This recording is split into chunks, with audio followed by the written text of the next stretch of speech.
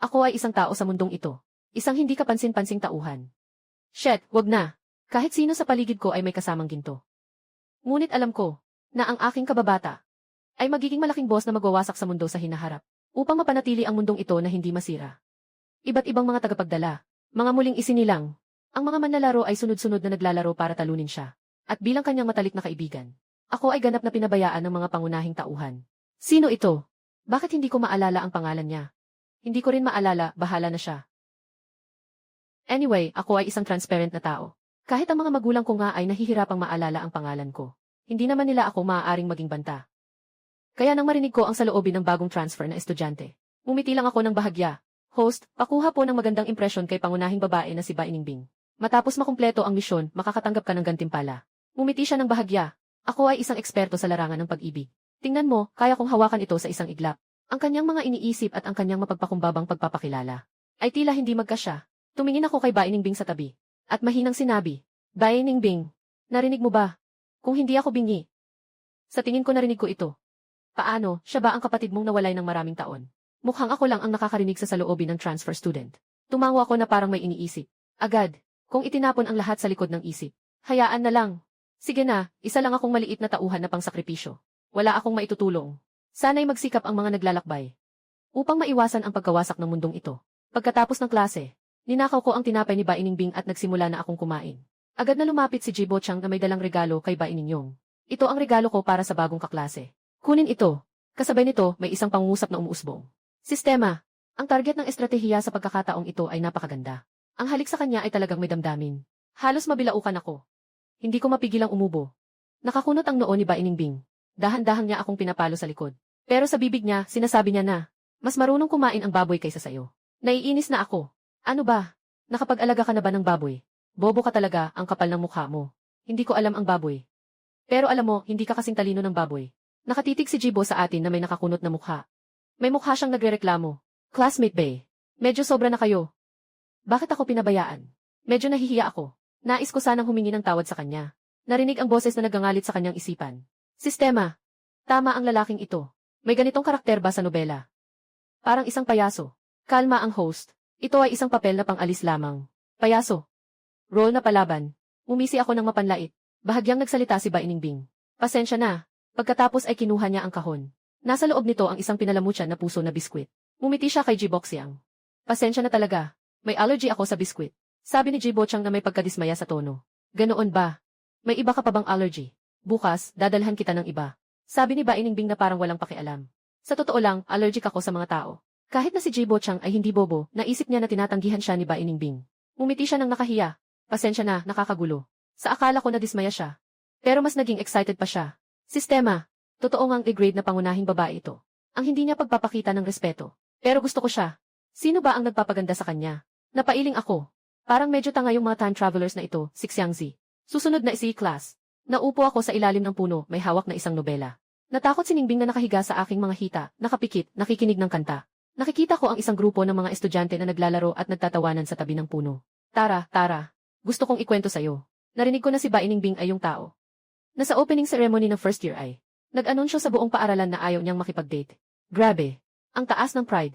Noong una, ganun din ang tingin ko. Kung makikita mo siya ng personal, hindi ka na magsasalita niyan. Siya yung tipo ng tao na sinasabi sa internet na nakakauaw sa iyong kabataan.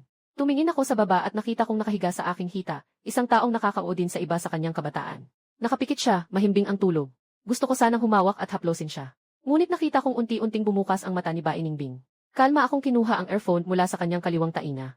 At nagsabi ng nakangisi. Tumayo ka. Nanginginig ang mga binti. Pinaikot-ikot ni Ba Iningbing ang kanyang mga mata. Dahan-dahan siyang tumayo at piniga ang mga binti ko.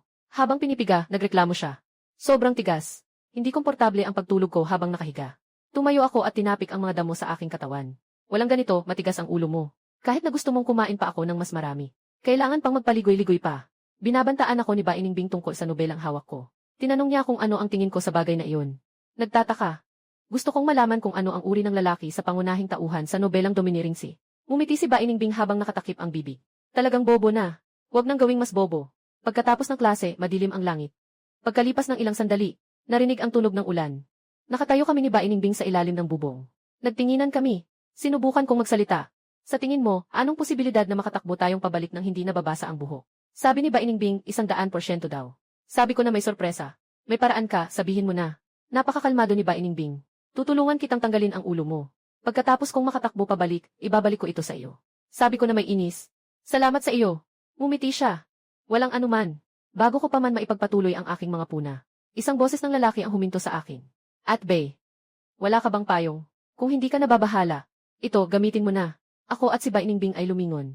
Nakita naming si Jibo Chang ay may hawak na payong at nakatitig kay Bainingbing. Ang tono ni Bainingbing ay tamad. Hindi na kailangan. Ang mga mata ni Jibo Chang ay kumikislap ng bahagya. Ang mga mata niya ay basang-basa habang sinasabi. Walang anuman. Kuya Bay, ikaw na ang magdala niyan. Baka masyadong malakas ang ulan at magkaubo ka pa. Kasabay nito, naririnig ko rin ang mga iniisip niya sa isipan. Lahat ng babae ay may espesyal na pagkagusto sa dalawang salitang Jainyu. Naalala ko kung paano siya tumingin kapag tinatawag siyang Bainingbing. Di maiwasang maggigil at maghaplos ng balahibo sa braso. At saka, tinignan ko siya ng may curiosity. Makikita mo walang anumang ekspresyon sa kanyang mukha. Pasensya na, kaklase. Hindi ko maalala na may kapatid akong lalaki.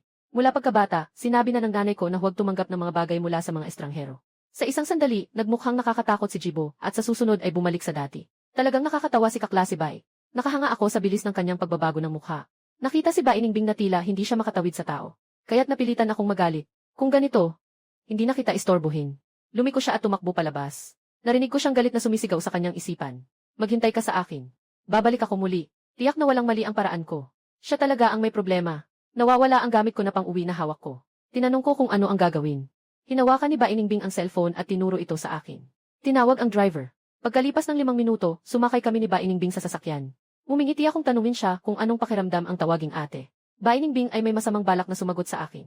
Subukan mong tumawag ng isa. Wala akong awang sumagot. Anong gusto mong kainin? Bainingbing ay umusli ang labi. Masyadong kuripot. Tiningnan ko siya ng may simpatya. Ang taas ng iyong tingin, hindi ka makatawid sa tao. Sa hinaharap, talagang magiging nag-iisa ako hanggang sa pagtanda. Hinila ni Bainingbing ang kanyang labi. Huwag mag-alala. Kung sakaling mag-isa akong tumanda, sama-sama kitang dadalhin. Hindi ko napigilan ang pag-iling. Mula sa kaibuturan, napabuntong hininga ako. Siguro, ikaw yung sinasabi sa internet na tahimik na kasintahan. Yung hindi makapagsalita ay mukhang nakakabighani. Sabi ni Baining ng malamig. Kung may utak ka, dapat matalino ka rin. Muli kong pinapalakpakan ang aking sarili. Hindi lang masakit magsalita. Maliit din ang puso. Wala nang pag-asa, wala nang pag-asa. Ngumingiti ng malambing ang tito driver habang tinitingnan kami. Ang ganda pa rin ng relasyon ninyong dalawa, ah. Nagtataka ako. Tawagin bang mabuti ang relasyon na walang pakialam sa buhay ng isa't isa? Sa kabilang dako, si Jibo ay patuloy na may pusong lumalaban at lumalakas. Maaga siyang bumangon para mag-ayos. Sobrang nasisiyahan siya sa hairstyle na inayos niya kaninang umaga. Sinabi ng sistema sa kanya, ang lokasyon ni Bainingbing ay nasa basketball court. Pumunta sa basketball court. Umikot siya at tumingin sa paligid, ngunit hindi niya nakita si Bainingbing. Nagmumukmuk siya at nagtanong. Sistema, hindi ba't sinabi mo na si Bainingbing ay nasa basketball court? Sinasabi ng sistema na tingnan ang bola sa ilalim ng puno sa kaliwa. Tumingin si Jibo Chang ng mabuti. Nakaputi si Bainingbing suot ang puting bulaklak na bestida. Habang umiinom ng milk tea, kasama niya ang ako nakakabasket lang. Biglang lumapit si Jibo Chang ng masaya at sabi. Ang swerte natin. Si Bei, classmate. Pumunta rin kayo dito para manood ng basketball. At sa loob-loob, sinumpa ko lahat ng salitang maisip ko. Bakit nandyan lagi ang patay na sundalo na ito? Talagang isang tanga. Nakikita kong palaging nagmumura si Jibo sa isip ko. Sanay na ako. Sayang lang na walang problema dito na makakain ko. Bainingbing. Sino ka? Nahihiya siyang kumamot ng ulo. Huwag kang magbiro, Bai. Ako si Jibo Chang. Maliwanag kong naririnig na ang kanyang kalooban ay gumuho na. Shit! Sistema! Siguradong ang hirap ng mundong ito. Hindi ko pa kailanman nakita ang isang babaeng kasing walang awa niya. Walang awa na sinabi ng sistema. Bukas ang huling araw ng misyon. Magpursige ang host. Kung hindi, kakanselahin namin ang gantimpala. Malaki ang magiging epekto nito sa susunod mong pag-strategize. Palaging nakanganga si Jibo, iniisip ng matagal. Pero wala siyang maisip na magandang ideya. Noon, hindi niya kailangang kumilos. Dumating na ang target ng kusa. Mas madalas siyang makatagpo ng medyo malamig. Di nagtagal, na-addict na siya sa kanya. At si Bainingbing ay parabang kahoy lang. Gamit ang lahat ng paraan niya, di pa rin epektibo. Sa kabaligtaran, lalo pa siyang naiinis sa kanya. Kung ganito nga, kailangan niyang gamitin ang dating pinakaayaw niyang paraan. Biglang sinabi ni Jibo Chang sa akin na nakatingin sa tabi habang nanonood. Itong estudyante. Maaari ka bang lumayo sandali? May gusto akong pag-usapan kay Baininyong. Tumango ako. CJ. Mag-usap kayo. Nakita ni Bainingbing na umalis ako. Mas lalo siyang naging malamig ang mukha. Walang pakundangan ang pagsasalita. Itong estudyanteng ito. Hindi ko alam kung saan kita na-offend. Saktong gusto ko ring linawin ito sa iyo. Huwag mo nang guluhin ang buhay ko. Pagkatapos sabihin iyon, lumingon siya at umalis. Nabahala si Jibo Chang. Agad siyang lumapit at pinigilan si Bainingbing at sinabi, gusto kita. Mula nang unang kita, nagustuhan na kita. Sana mabigyan mo ako ng pagkakataon na ligawan ka. Nakatitig si Bainingbing ng walang emosyon. Tapos na ba? Walang anuman, aalis na ako. Nangyaring nagkaroon ng lamig si Jibo Chang. Nilunok ang laway. Talaga, tingnan mo, maganda rin ang katawan ko. Maganda rin ang itsura ko. Bigyan mo ako ng pagkakataon. Tumingala si Jibo sa babae sa harap na siya ay sumusuka, na may mukha ng kahihiyan. Si Bainingbing ay naguguluhan. Tumayo at hindi man lang siya tiningnan. Iwanan ang isang salita. Nakakainis. Naiwan si Jibo na magulo sa hangin. Sa silid-aralan, nakatayo ako sa pintuan. Bakit hindi pa bumabalik si Bainingbing? Walang nangyaring masama, di ba? Mali iyon. Dapat kong alalahanin si Jibo Chang, siguro. Paano naman pwedeng may masamang nangyari kay Bainingbing? Kahit na ganito ang nasa isip ko. Pero nakasimangot ang mukha ko. Nabahala at naguguluhan, tumaas ang ulo ko at tiningnan. Nakita ko na maputla ang mukha ni Bainingbing. Agad akong lumapit at nagtatanong. Bainingbing, ayos ka lang ba? Ang pangit ng kulay ng mukha mo. Si Bainingbing ay humawak ng aking baso at nagmumog. Nang mawala na ang lasa sa bibig niya, tumigil siya. Nakita niyang nag-aalala akong nakatingin sa kanya. Bumaba ang kanyang ulo at inaalagaan ang aking balikat. Ang boses niya ay may kaunting lungkot. Natakot ako. Ikaw ang dahilan kung bakit ako iniwan. Bihira nang magpakita ng kahinaan si Bainingbing nang lumaki na siya. Nagsisisi ako. Hinaplos ko ang ulo niya. Pasensya na. Hinding-hindi na ulitin. Dumikit si Bainingbing sa palad ko. Umakyat at umupo. May lakas ka pang mangyari ulit. Binigay ko sa kanya ang isang candy mula sa bag ko. Anong ginawa ni Jibo sa'yo? Wala naman. Tumingin ako sa kanya ng matagal. Pero hindi siya nagsasalita. Kaya inisip ko na lang na huwag na siyang tanungin. Pag-uwi ko mula sa school pagkatapos kong maligo, nagsuot lang ako ng puting t-shirt at pumunta sa pintuan ng kwarto ni Bainingbing. Kumatok ako sa pinto. Walang sumagot. Diretso akong pumasok. At nakita ko siyang nakaupo sa harap ng computer na may suot na headset. Lumapit ako at kumatok sa kanyang mesa. Anong kakainin natin sa hapunan? Bainingbing tinanggal ang earphone. Nagyuyuko siya. Ako na lang. Nakahawak ako sa dibdib ko. May malungkot na ekspresyon. Ningbing. Ngayon talagang nakikiramay ako sa'yo. Pero hindi ka naman kailangang isvenom ako, di ba? Yakap niya ang ulo ko. Hinampas niya ako ng maliit niyang kamao. Sayang lang ang maglagay ng lason sa pagkain. Pakiramdam ko, ang malambing na haplos ay mula sa likod ng ulo ko. Agad na mula ang mukha at liig ni Bainingbing. Malakas siyang nagpilit na makatakas at bumaba ng hagdang. Nakalimutan niya sandali na ayaw niya mag-underwear sa bahay. Siyempre, masyado kaming close para hindi niya alam. Hindi mo rin maaring ipitin ang ulo ng isang lalaki sa dibdib. Nang bumaba ako, nakita kong si Bainingbing ay nasa kusina na nag-slice ng gulay. Lumapit ako at tumingin. Mukhang maayos naman. Ayos lang. Kailangan mo ba ng tulong? Ibuhos ni Bainingbing ang karne sa pressure cooker. Binigyan ako ng isang sulyap. Upo ka na dyan. Huwag dito, nakakahilo. Ako'y tumayo, umupo ng mabilis sa sofa. Binuksan ko ang sisi. Pinagbabalaan ako ni Bainingbing. Huwag kang kumain ng merienda. Kung hindi ka nakakain mamaya, isusubo ko lahat sa'yo. Wala na akong masabi. Hindi ba't mamaya hindi ko ito maubos? Gusto mo bang ako ang mag-ayos? Hindi ko alam kung gaano katagal na ang lumipas. Biglang naamoy ko ang masarap na amoy ng pagkain. Pinatay ko ang telebisyon. Nakaayos na ang kanin si Bainingbing. 4 na ulam at isang sabaw. At lahat ng ito ay paborito ko. Nagtataka ang aking mga mata habang pinuri ko siya. Sobrang sarap. Tumaas ang sulok ng bibig ni Bainingbing. Sabi niya na may kasiyahan sa kanyang mga mata. Ang prinsesa na ito ay mailikas na talento. Ipinapakita lamang nito na ang iyong talento ay pangalawa. At ako ang pinakamagaling. Kadalasan, ako ang lalabas sa huli. Hintayin mong isang araw ipakita ko sa'yo. Pagkatapos ng pagkain, nakahiga kaming dalawa sa sofa. Nanonood ng soap opera sa telebisyon. Nakahiga ako sa sofa. Sinipa ko si Bainingbing sa tabi. Talaga bang ayaw mong magsalita? Ano bang ginawa sa'yo ni Jibo Chang? Ang boses ni Bainingbing ay may natatanging pagod. Hindi ko alam kung paano sasabihin ng bata. Ang ganitong taong mayabang. Ay nagkaroon pa ng pag-aalala. Umupo ako. Nakatingin sa kanya. Nagtatanong ng may pag-aalala. Kaya't sabihin mo sa akin kung bakit ka nahilo. Pagpasok ko sa silid-aralan, ang unang ginawa ko ay magmumog. Hindi ko naisipin pa ang mas masama. Tama nga. Mapanakit kaya yung mga tinatawag na mga nagbibihis ng libro. Hindi ko na dapat pumunta dito. Nagkakabaka ang noo ni Bainingbing. Huminga ng malalim. Tumingin sa akin. Sinabi ko sa'yo, huwag kang tumawa. Pumikit ako at tumango. Nahihiya siyang nagsabi. Nabigla ako at nakuha akong masuka sa kanya habang nag-aalis ng damit. Nagulat ako. Anong ibig mong sabihin? Paano mo nakita ang sa kanya? Pumutok ang labi ni Bainingbing. Siya mismo ang nagtanggal nito. Nagtataka ako, sabi ko. Bakit ka nagsuka? Nagingit-ngit si Bainingbing at binibitawan ang dalawang salita. Nabigla ako. At kapag nanonood ka ng action movies, hinawakan ni Bainingbing ang kamay ko. Tumingin siya ng may pagmamaliit. Hindi ko kailanman pinapanood ang ganitong kasuklam-suklam. Anong nakakatuwa dito? Nakareact siya. Tinitigan niya ako ng masama.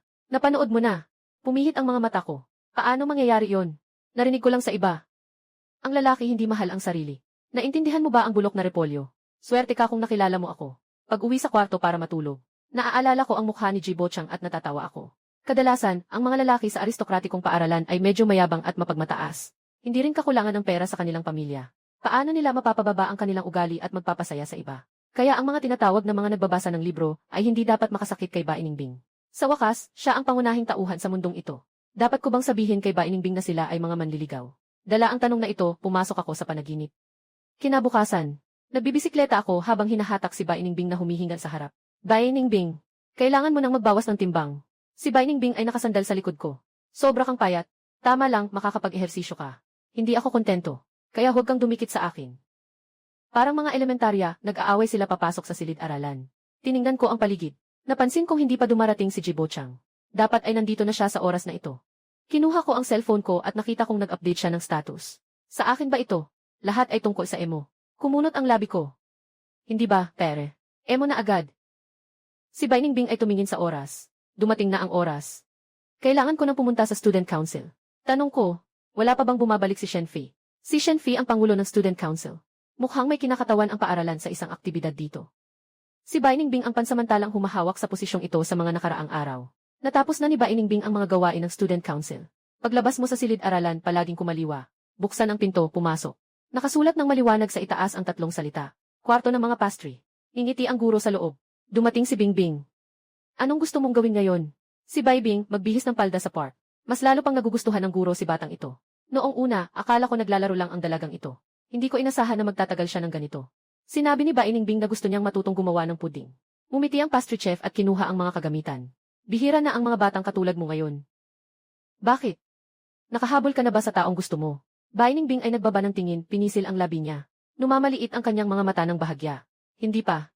Sundan pa rin ni Shifu ang usapan. Ganun ba kataas ang paningin ng mga kabataan ngayon? Sa palagay ko, dapat mong sabihin ang magagandang bagay. Ang tito ay isang taong nakaranas na nito. Noong mga panahong iyon, ang aking unang pag-ibig ay nadaya ng isang mapaglinlang na batang lalaki na may mapagpanggap ng ngiti. Kaya kailangang sabihin kung ano ang ginawa mo. Huwag kang gagawa ng bagay sa likod ng iba. Sa huli, hindi nila alam. Hanggang sa maramdaman mo na, nadaya na siya ng mga taong nagsisinungaling at nakapanghihikayat. Huminto si Ba Iningbing. Lumam ang mukha. Malupit ang tono. Palagi siyang sa akin. Kung sakaling umalis siya sa iba, papatayin ko yung tao. Nilingon ni Chon. Pinaglaruan ang labi niya. Tingnan niyo ang bibig ko. Walang ibang ibig sabihin si Tio. Huwag mo na lang masyadong pag-isipan. Naging tahimik ang paligid. Pagkatapos umalis ni Ba Iningbing, tapos na ang pastry chef na magwalis ng pawis sa ulo niya. Nakahinga siya ng maluwag. Dala ni Ba Iningbing ang puding papasok sa klase. Agad niyang nakita na nakaupo ako sa mesa. Naalala ko yung sinabi ng matandang lalaki kanina. Malungkot ang kanyang mata. Bigla, itinaas niya ang ulo. Umiti at tumawag sa akin. Dahan-dahang lumapit siya. Inilagay niya yung ginawa niya kanina sa mesa ko. Nabigla ako sa mata ko. Tanungin mo siya kung saan galing ang puding. Tumingin siya sa akin nang nakayuko. Galing ito sa student council. Ibigay mo sa akin ang mga hindi mo kailangan. Sabi ko ng abala, kung ilalagay mo ito sa mesa ko, akin na ito. Ngumiti siya.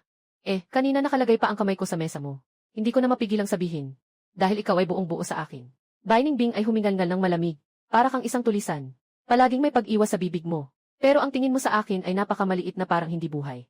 Ako ang sayo. Kaya't tanging ako lang ang maaari mong maging. Binuksan ko ang pakete at kumuha ng isang subo. Sinasabi na ako'y isang tulisan. Na talagang nananakaw sa iyo. Pagdating ng panahon, ikaw ang magiging alipin ko. At si Ba Iningbing ang maghugas ng aking mga paa. Isipin mo, saya na. Parang alam ni Ba Iningbing ang iniisip ko. Tumingala siya at nagsalita. Maraming salamat, Hari, sa gantimpala sa akin. Nasa akin ang talento sa pag-arte. Hindi ko may iwasan. Tingnan mo ako, nag-aakto na parang may kapangyarihan. Sumasabay si Ba Iningbing sa akin. Ano sa tingin mo? Hari, masarap ba ang puding na ipinadala ko? Nang matapos kong kainin ang huling piraso, tumingin ako sa kanya. At seryosong sinabi na masarap. Mahal na Hari, labis akong nasisiyahan. Muli akong kumiti at sinabi. Sa tingin ko may mahika ako. Kahapon gabi, sinabi ko na gusto kong kumain ng puding. At ngayon, dinala mo na ito sa akin. Ngumiti si Ba Iningbing. Bakit hindi mo sinabing ako ay isang bulalakaw? Nag-isip ako ng matagal. Parang may punto naman. Bumaba ang tingin ni Ba Iningbing. Mababa ang boses niya, mahina at malumanay na naririnig sa tenga. Kaya kahit anong hiling mo, sabihin mo lang sa akin. Ang hangin ko ay puno ng kanyang amoy. Pakiramdam ko ay parang tumigil ang puso ko ng isang segundo. Tapos bumagsak ito at mabilis na tumalon. Tumayo ako na may hawak na baso. Nagsasalita ng walang kabuluhan. Lumayo ka. Nauuhaw ako. Pupunta ako para kumuha ng tubig. Tinutukso ako ni Ba Iningbing sa aking namumula na pisngi. Tahimik siyang tumawa. Kaya. Guchen. May nararamdaman ka rin para sa akin, di ba? Hindi yung parang kaibigan lang. Naglagay ako ng tubig sa baso. Nakarecover lang ang puso ko. Sinasaway ko ang sarili ko. Kasi siya ang aking kaibigan mula pagkabata. Kaibigan mo pala. Bakit ang bilis ng tibok ng puso mo? Tumunog na ang kampana ng klase. Bumalik ako sa upuan ko at umupo ng maayos. Kalma lang akong nagbubukas ng libro at nagsusulat ng notes. Lumiko si Bainingbing at tiningnan ako sandali. Okay ka lang ba? Nagsasabi lang ako ng biro. Anong meron? Bigla lang akong nauuhaw. Diretsong tinuturo ni Bainingbing ang libro ko. Ngayon ay English class. Tinitingnan ko ang math textbook ko sa mesa. Kalma lang na inilalabas ang English textbook. Kung malaman ni Bainingbing na sobrang mabilis ang tibok ng puso ko sa kanya, baka pagtawanan lang ako. Maliit na puso. Bilisan mo at maging normal ka na. Ang balitang inihayag ng guro ay lubos na nagpatahimik sa akin. Mga kaklase, upang mapalakas ang inyong katawan, nag-organisa ang paaralan ng mga aktibidad bago ang bakasyon. Sa susunod na Lunes, dadalhin namin kayo sa camping at pamumundok. Umaasa akong masiyahan kayong lahat sa pagmamahal sa buhay. May masaya, may nalulungkot. Bakit mag-akyat ng bundok, nakakapagod at nakasisilaw? Yung bagong damit na binili ko 2 araw na ang nakalipas, pwede ko nang isuot. Sa wakas, pwede na akong lumabas at maglibang. Walang nagsabi kahit kanino tungkol sa pagliban ni Jibo Chang buong araw. Parang nakalimutan na siya. Para bang nakalimutan na siya. Sa oras na iyon, nakahiga si Jibo Chang sa kama. Nagbago na ang mukha niya. Ang double eyelid naging single eyelid. Hindi na rin kasing taas ng dati ang ilong niya. Naging madilim ang kutis niya. Nagtanong ang sistema. Host, sigurado ka bang gusto mong magpatuloy ng ganito? Si Jibo ay nakatakip sa mukha at nagangalit ang luha sa pagkabahala. Hindi mo ba naiintindihan na wala akong karisma ngayon? Ang pangit ko. Paano ko maatake ang pangunahing tauhan? Malupit na boses ng sistema. Ngunit kung wala kang gagawin, may tuturing lamang itong pagkatalo ng sistema. Mawawalang bisa ka. Madalas na naguguluhan si Jibo. Ngayon, ano ang dapat kong gawin? Nagbigay ang sistema ng babala sa kanya. Pwede na siyang muling mag-strategize. Makakalimutan na ng lahat ang nakaraang si Jibo Chang. Muling makikilala kanila. May pag-asa si Jibo Chang at nagtatanong. Maibabalik ba ang mukha ko? Pasensya na, host. Iyan ang parusa sa iyong kabiguan sa misyon. Hindi na ito maibabalik. Huwag masyadong mag-alala ang host tungkol sa itsura niya. Nakalimutan mo na dati ay ganito rin ang itsura mo. Unti-unting naging gwapo habang tinutupad ang misyon, di ba? Si Jibo Chang ay naguguluhan. Nga, dati ay ganito rin ang itsura niya, tulad ng isang karaniwang tao. Sa loob ng ganitong katagal, nakalimutan niya talaga. Isa rin siyang naglakbay ng unti-unti para matapos ang kanyang misyon. Sa susunod na linggo, magkakaroon ng hiking activity ang paaralan. Sana matapos mo ang pagtaas ng simpatsya ng pangunahing babae sa loob ng 5 araw. Sa ganitong paraan, magiging maayos din ang iyong mukha. Ngayon ay Biyernes. May 2 araw na bakasyon. Inayos ko na ang mga takdang aralin. Nakasakay ng backpack at umuwi kasama si Bainingbing. Naglalakad sa daan. Tumingin ako sa cellphone at masayang sinabi. Si Bainingbing. Sabi ni Ning Hongye na kaarawan niya ngayon. Inanyayahan tayong kumain. Dumating sa silid. Nang pumasok kami ni Bainingbing, si Ning Hongye ay nakikipag-chat sa kanyang mga kaibigan. Umupo ako sa isang bakanting upuan. Isang malakas at tiwala na boses ang umabot. Guchen, masaya akong makilala ka. Ako si Ning Hongye, magandang kaibigan ni Ningbing. Tumingala ako at tumingin sa dalaga. Napaka-sweet ng kanyang ngiti. Nakita kita noon sa paaralan. Sabi nila, ikaw ang childhood friend ni Ningbing. Tumingin si Ning Hongye sa akin, na may pagdududa at sinabi. Nakakaintriga. Kasi ako, hindi ko nakakalimutan ang mga gwapong lalaki. Bakit tuwing nakikita kita, hindi kita maalala? Tahimik akong umiinom ng inumin habang nakayuko. Ako rin ay nagtaka. Sa ganitong mga taon, parang wala akong pakiramdam sa mata ng iba. Noong bata pa ako sa klase, kahit anong gawin ko, parang hindi ako nakikita ng guro. Kahit first day pa lang, kinabukasan pa rin nilang tatanungin kung sino ako. Sa ganitong mga taon, nasanay na rin ako. Maaaring tulad ng sinabi ng sistema, ako ay isang hindi kapansin-pansing maliit na sundalo lamang. Parang may natuklasan si Bainingbing. Hawak-hawak ang aking kamay. Ang mainit na temperatura mula sa palad ni Bainingbing ay dumadaloy. Alam kong ito ay kanyang paraan ng pag-aliw sa akin. Ang tono niya ay malamig. Nagsalita siya sa lahat. Hindi ba't sinabi nating maglalaro tayo ng laro? Doon lang nakapag-isip ang lahat. Si Ning Hongye ay may hawak na baso at nagsabi. Maglaro tayo ng totoo o hamon. Binitiwan ko ang kanyang kamay. Dahan-dahan kong sinabi. Wala akong problema. Tumingin si Bainingbing sa akin nang may pagdapo ng kanyang mga mata. Kinuha ang inumin sa tabi. Uminom siya ng malakas at nakaramdam ng kaunting ginhawa. Itinaas ni Ning Hongye ang kanyang kamay at nagsabi. Ang patakaran ng katotohanan o hamon ay, ang taong may hawak ng hari ay maaaring ipagawa ang isang bagay sa isang tao. Tumingin si Bainingbing sa baraha. Ang nakuha niya ay ang joker. At nakuha ko ang numero 5. Sabi ni Bainingbing ng malamig, pakisulat ang iyong pangalan sa aking card na may numero 5. Nagtaka ako ng kaunti. Anong kakaibang hiling ito? Ningbing. Palitan natin ito ng mas kapana panabik. Tumingin si Bainingbing sa kanila ng may malamig na tingin. May problema ba? Nabigla rin sila. Wala kaming anuman. Kung anuman ang sabihin mo, iyon ang susundin namin. Kinuha ko ang ballpen. Mekanikal kong isinulat ang aking pangalan sa papel. Pagkatapos, pinalitan nila ang papel at naglaro pa ng ilang round. Parang ako'y naliligaw at walang malay. Paalam sa ilang tao. Naglalakad kami ni Bainingbing. Huminto ako ng ilang segundo. Nag-atubiling tinanong ko si Bainingbing kung bakit kailangan kong isulat ang pangalan ko. Narinig ko ang boses ni Bainingbing. Hindi mo ba alam? Nakatigil ako sa kanyang mukha ng ilang segundo. Dahan-dahang inilip ang tingin. Nilingon ng nakangiti. Sa totoo lang, hindi ako sanay na pinapansin. Kahit na magaling naman talaga ako. Pareho kaming nangunguna ni Ba Iningbing sa listahan ng mga top. Pero ang guro ay nagbigay lang ng gantimpala kay Ba Iningbing. Naalala ko, umiiyak ako noon ng sobra. Samantalang si Ba Iningbing ay pumasok sa opisina at nakipagtalo sa guro. Pumayag ang guro na bigyan ako muli ng gantimpala.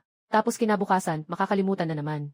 Paulit-ulit na ganito. Sa huli, ibinigay ni Ba Iningbing ang lahat ng kanyang gantimpala sa akin. At pinalitan ang pangalan sa kanyang papel ng lahat ng pangalan ko. Ang kanyang maliit na mukha ay puno ng seryosong ekspresyon. Pagkatapos, hindi na ako humingi sa iba ng gantimpala para sa sarili ko. Hindi ko rin naman hinihiling na maalala nila ako. Medyo malamig ang gabi noong Mayo. Pakiramdam ko ay mainit ang puso ko. Tinitingnan ko si Ba Iningbing sa tabi ko. Hinawakan ko ang liig niya. Ningbing, gusto kong uminom ng milk tea. Yung malaking baso na may puding. Tumanggi si Ba Iningbing. Hindi pwede. Kakainom mo lang kanina ng malamig. Nga ako. Naririnig ko ang seryosong salita ni Ba Iningbing sa tenga ko. Mahal ka rin naman ni Mama. Magandang anak, makinig ka. Binabantaan ko siya. Huwag mo akong piliting saktan ka. Umiti si Ba Iningbing nang may pagmamaliit sa akin. Sabi ng nanay, ayaw mong mapahiya. Nabahala ako. Talaga bang hindi ka pa napatikan ng aso noong bata ka? Kaya siguro ang turing mo sa sarili mo ay parang aso ngayon. Ngumiti si Ba Iningbing. Mas buhay ka pa rin kapag ganito ang itsura mo. Umuwi ako sa bahay sa gabi. Nagsimula akong maghanda ng mga bagay na kailangan para sa pag-akyat sa bundok. Ang aktibidad sa pag-akyat sa bundok ay ginanap sa unang taon ng paaralan. Seryosong pinahalagahan ng mga pinuno ng paaralan. Sa pagkakataong ito ng pag-akyat, si Ba Iningbing ay nagdala lamang ng ilang bote ng tubig at pagkain. Ang inaakyat namin ay ang Changxiang Mountain. Sinasabing may isang puno ng kahilingan sa tuktok ng bundok. Basta ilagay ang pangalan mo at ang pangalan ng taong gusto mo sa puno. Basta ilagay ang pangalan mo sa puno. Kaya, ang dalawang taong ito ay maaaring magsama habang buhay. Maraming kamag-aral ang interesado dito. Ako at si Ba Iningbing ay magkatabi, nakatayo. Nagbibiro kami. Ba Iningbing, kung mapapagod ka na mamaya, pwede kitang buhatin pataas. Ngumiti si Ba Iningbing. Punong-puno ng enerhiya. Ngumiti pabalik, kaya hindi na ako magpapigil. Para subukan niyang mapagod. Nakalimutan ko na siguro na walang kahihiyan ang taong ito. Umakyat sa gitnang bundok. Ilang kaklase ay humihingal na parang baka. Nagsimula silang umupo sa lupa at magreklamo. Kailan ba ito matatapos? Pinalo ng guro ang kanyang kamay. Laban lang, mga kaklase. Ang pagtitiyaga ay tagumpay. Nasa harapan ninyo ang inyong mga makulay na taon. Ako rin ay pawis na pawis. Nakatama ako sa mga sinabi ko kanina. Inalis ko ang aking jacket. Umupo ako sa bato at humihingal. Mukhang ako na ang papasanin mo. Si Ba Iningbing ay nakapatong sa aking balikat. Kumuha siya ng isang bote ng tubig mula sa bag. Binuksan niya ang takip at inabot sa akin. Uminom ka ng tubig. Kanina, hindi ko alam kung sino ang nagsabi na mahina ako. Inubos ko ang kalahati. Matalinong paraan. Pasensya na. Humihingi ako ng tawad para sa aking katawan. Ngunit ang puso ko ay puno ng sigasig. Nakatukod si Ba Iningbing sa harap ko. Pahiran mo ako ng pawis. Umiling siya at sinabi, sa lakas mo na ito. Kayang-kaya kong manakit ng marami. Nagmamatigas ako. Kaya mo yan. Pinakamagaling ka. Si Ba Iningbing ay nagbigay sa akin ng isang mapanlikhang tingin mula sa itaas. Huwag kang mag-atubiling humawak sa akin. Siyempre, okay lang. Tumingala ako sa kanya na hindi maintindihan. Pinaikot ni Ba Iningbing ang kanyang hintuturo at pinagsalitaan ang aking noo. Hindi ba't sinabi mong kailangan mong mag-aral? Umiiwas ako at sinabing hindi na kailangan. Kung makita ito ng iba, sasabihin pa nilang mas babae pa ako. Itinataas ni Ba Iningbing ang kanyang kilay at hinawakan ang aking kamay. Hinila siya sa likod niya. Nakangiti ng tahimik. Ano ang iniisip mo? Sasakay lang kita minsan. Nakarinig ako na umakyat ang hiya. Mahigpit na niyakap ang kanyang leg. Sa huli, hindi ako ang magiging awkward. Basta wala naman akong presensya. Nagtatawa si Ba Iningbing. Yung kapatid na may manipis na balat. Tingnan mo, King. Nahuhuli na tayo. Ngayon ko lang napansin na wala ng tao sa likod. Dahil ako at si Ba Iningbing ang huling umalis. Naantala tayo ng kaunti ngayon. Matagal nang umalis ang mga kaklase natin. Nagtataka akong nakalapit sa kanyang tainga at nagtanong. Ba Iningbing, nagtatago ka ba sa akin at nag-ehersisyo? Bakit bigla na lang ang ganda ng stamina mo? Noong bata tayo, ikaw yung umiiyak na sumusunod sa akin. Hindi ka pa nakakalakad ng 2 hakbang. Si Ba Iningbing ay nakakunot ang noo. Pulang-pula ang kanyang mukha. Tumutulo ang pawis sa buong mukha. Hindi ko pa kailanman siya nakita na ganito. Nabigla ako. Biglang bumaba siya. Hawak ang mukha niya, nag-aalala at nagtatanong. Ba Iningbing, anong nangyari sa'yo? Bakit ang pula ng mukha mo? Nagdaramdam ako ng kaunting pagkakasala. Kung alam ko lang, hindi ko sana pinabuhat si Ba Iningbing sa akin. Kinuha ni Ba Iningbing ang tubig mula sa kamay ko. Ininom ito ng isang lagok. Dahan-dahan niyang pinapakalma ang kanyang paghinga. Tara na. Malapit nang dumating ang guro para hanapin tayo. Pinaalis ni Ba Iningbing ang alikabok sa kanyang damit. Ang ekspresyon ay bumalik na sa dati. Sabi ko nang may pag-aalala. Kung hindi ka komportable, sabihin mo ha. Pupunta ako sa guro ko. Huwag kang magpanggap na okay ka. Isang pamilyar na boses ang narinig. Kaklase. Kamusta kayong lahat? Ako ang guro na ipinadala para kunin kayo. Naghihintay na ang mga kaklase sa inyo sa bundok. Tinitingnan ko ang tao sa harapan ko. Ang tingin niya kay Ba Iningbing ay nagbigay sa akin ng hindi maipaliwanag na hindi komportable. Sistema, sigurado ka bang wala ng alaala si Ba Iningbing sa akin? Siyempre, huwag mong pagdudahan ang aming teknolohiya, host. Ang pamilyar na tinig ay umuukit sa aking tainga. Pinipikit ko ang mga mata habang tinitingnan ko ang batang nasa harap ko. Siyang nakangiti ng maluwang at tapat. Ako si Jibo Chang. Pwede mong ibigay ang bag sa akin. Ako na ang bahala dito. Tiyak na siya nga iyon. Pero bakit nagbago ang kanyang hitsura? Kaya hindi na naaalala ni Ba Iningbing ang dating si Jibo Chang. Naisip ko ang sinabi ng sistema tungkol sa parusa. Kaya ang kasalukuyang si Jibo Chang ay dapat na naparusahan. Magalang na tumugon si Ba Iningbing. Salamat. Ngumiti si Jibo Chang ng napakaganda. At itong kaklase na ito. Gusto mo bang tulungan kita? Hawak ko ang bag. Nakakunot ang aking noo. Kaya ko na ito. Sabi ni Jibo. Sige na lang. Taas na tayo. Sistema. Naalala ko, parang may isang gamit pa akong hindi nagamit, di ba? Host. Pero, hindi ko inirerekomenda na gamitin mo yan. May side effect kasi. Kung hindi talaga kinakailangan, hindi ko rin gagamitin. Para mapataas ang goodwill ni Ba Iningbing. Kailangan ko lang gawin to. Una, nais kong ipagbati ang tagumpay ng host. Sa puntong ito, nanginginig ang puso ko. Hinawakan ko ng mahigpit si Ba Iningbing. Ngayon ay hindi ako mapakali. Nais kong sabihin ang lahat kay Ba Iningbing. Ngunit isang boses ang lumitaw sa aking isipan, na nagsasabi na hindi ko dapat sabihin kahit kailan. Mabilis akong umiling. Mabilis akong umiling. Ipinapalayas ko ang mga tunog. Tumingin si Ba Iningbing sa kanyang damit. Mahigpit ang pagkakahawak ng kamay ko sa kanyang damit. Hinawakan ni Ba Iningbing ang kamay ko. Tanong, ano ang kinatatakutan mo? Nakapagkontrol ako sa aking hindi mapakaling puso. Huminga ako ng malalim. Walang problema. Medyo pagod lang. Tara na, umakyat na tayo. Malinaw na may tinatago akong bagay sa kanya. Tahimik niyang pinapanood ang aking ekspresyon. Parang mula nang magsimula siyang bumisita dito, medyo kakaiba na siya. Kaya, may ginawa ba si Jibo Chang sa akin? Nakapikit si Ba Iningbing. Tumingin siya kay Jibo Chang nang may madilim na mga mata. Ano man ang ginawa ng lalaking ito? Pagsasaluin ko siya sa kanyang mga pagkakamali.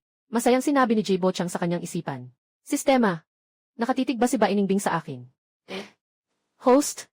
Tinitingnan ng sistema ang pabago-bagong antas ng pagkagusto ni Ba Iningbing. Minsan ay 0%. Mawawalan ito ng 30%. Mawawalan ulit ito ng 50%. Nanginginig ang sistema sa takot. Tinitingnan ang masayang host. Nagtataka kung dapat ko bang sabihin sa kanya. Ang galing. Ito ay magandang balita. Mukhang epektibo pa rin ang aking paraan. Sana sa pagkakataong ito ay magtagumpay ako ng walang gamit. Hindi sumagot ang sistema sa kanya ngayon. Nakarating na sa tuktok ng bundok. Naging masigla na ang mga kaklase. Isang-isa silang abala sa pagsusulat ng kanilang pangalan at pangalan ng kanilang gusto. Isang grupo ng tao ang nag-uusap-usap kung ano ang magandang isulat. Hindi ako masyadong naniniwala sa mga ganitong bagay. Kaya hindi ko na kinuha ang simbolo para isulat. Binuksan ko ang aking lunchbox. Ito ay gawa ni Ba Iningbing kaninang umaga. Bakit ka nagtatago sa akin? Hindi ka ba nagugutom? Tahimik na inilagay ni Ba Iningbing ang papel na may nakasulat na pangalan.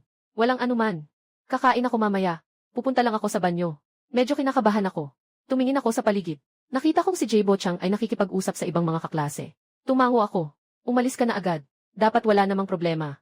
Ilang minuto lang naman. At saka, sa angle ni Jibo Chang, hindi niya makikita tayo. Tumingin si Ba Iningbing, bahagyang binuksan ang mata. Nakatutok ang tingin sa mukha ko. Naintindihan ko. Babalik agad ako. Dahan na naglakad si Ba Iningbing papunta sa nayon ng mga pangarap. Kinuha niya ang piraso ng papel na nasusulat na. Nakapatong ang pangalan namin ni Ba Iningbing. Simula pagkabata, hindi siya naniniwala sa mga ganito. Palagi niyang iniisip na kung ano ang gusto niya. Kailangan niyang pagsumikapan upang makuha ito. Tulad ng paghingi sa mga Diyos o pagdarasal. Para sa kanya, tanging mga duwag lang ang gagawin iyon. Ngunit ngayon, siya ay parang isang duwag, na humiling sa punong-puno ng magagandang pag-asa ng mga tao. Isang hiling na matagal na niyang pinapangarap na makamit, na makasama si Guchen habang buhay. Nakatali na si Ba Iningbing at umalis, dahil ang tanga kong ito ay naghihintay pa sa kanya. Paglingon niya, nakita niya si Jibo Chang. Ngumiti si Jibo Chang at sinabi, Ginoong Bai, bumibisita ka rin sa amulet.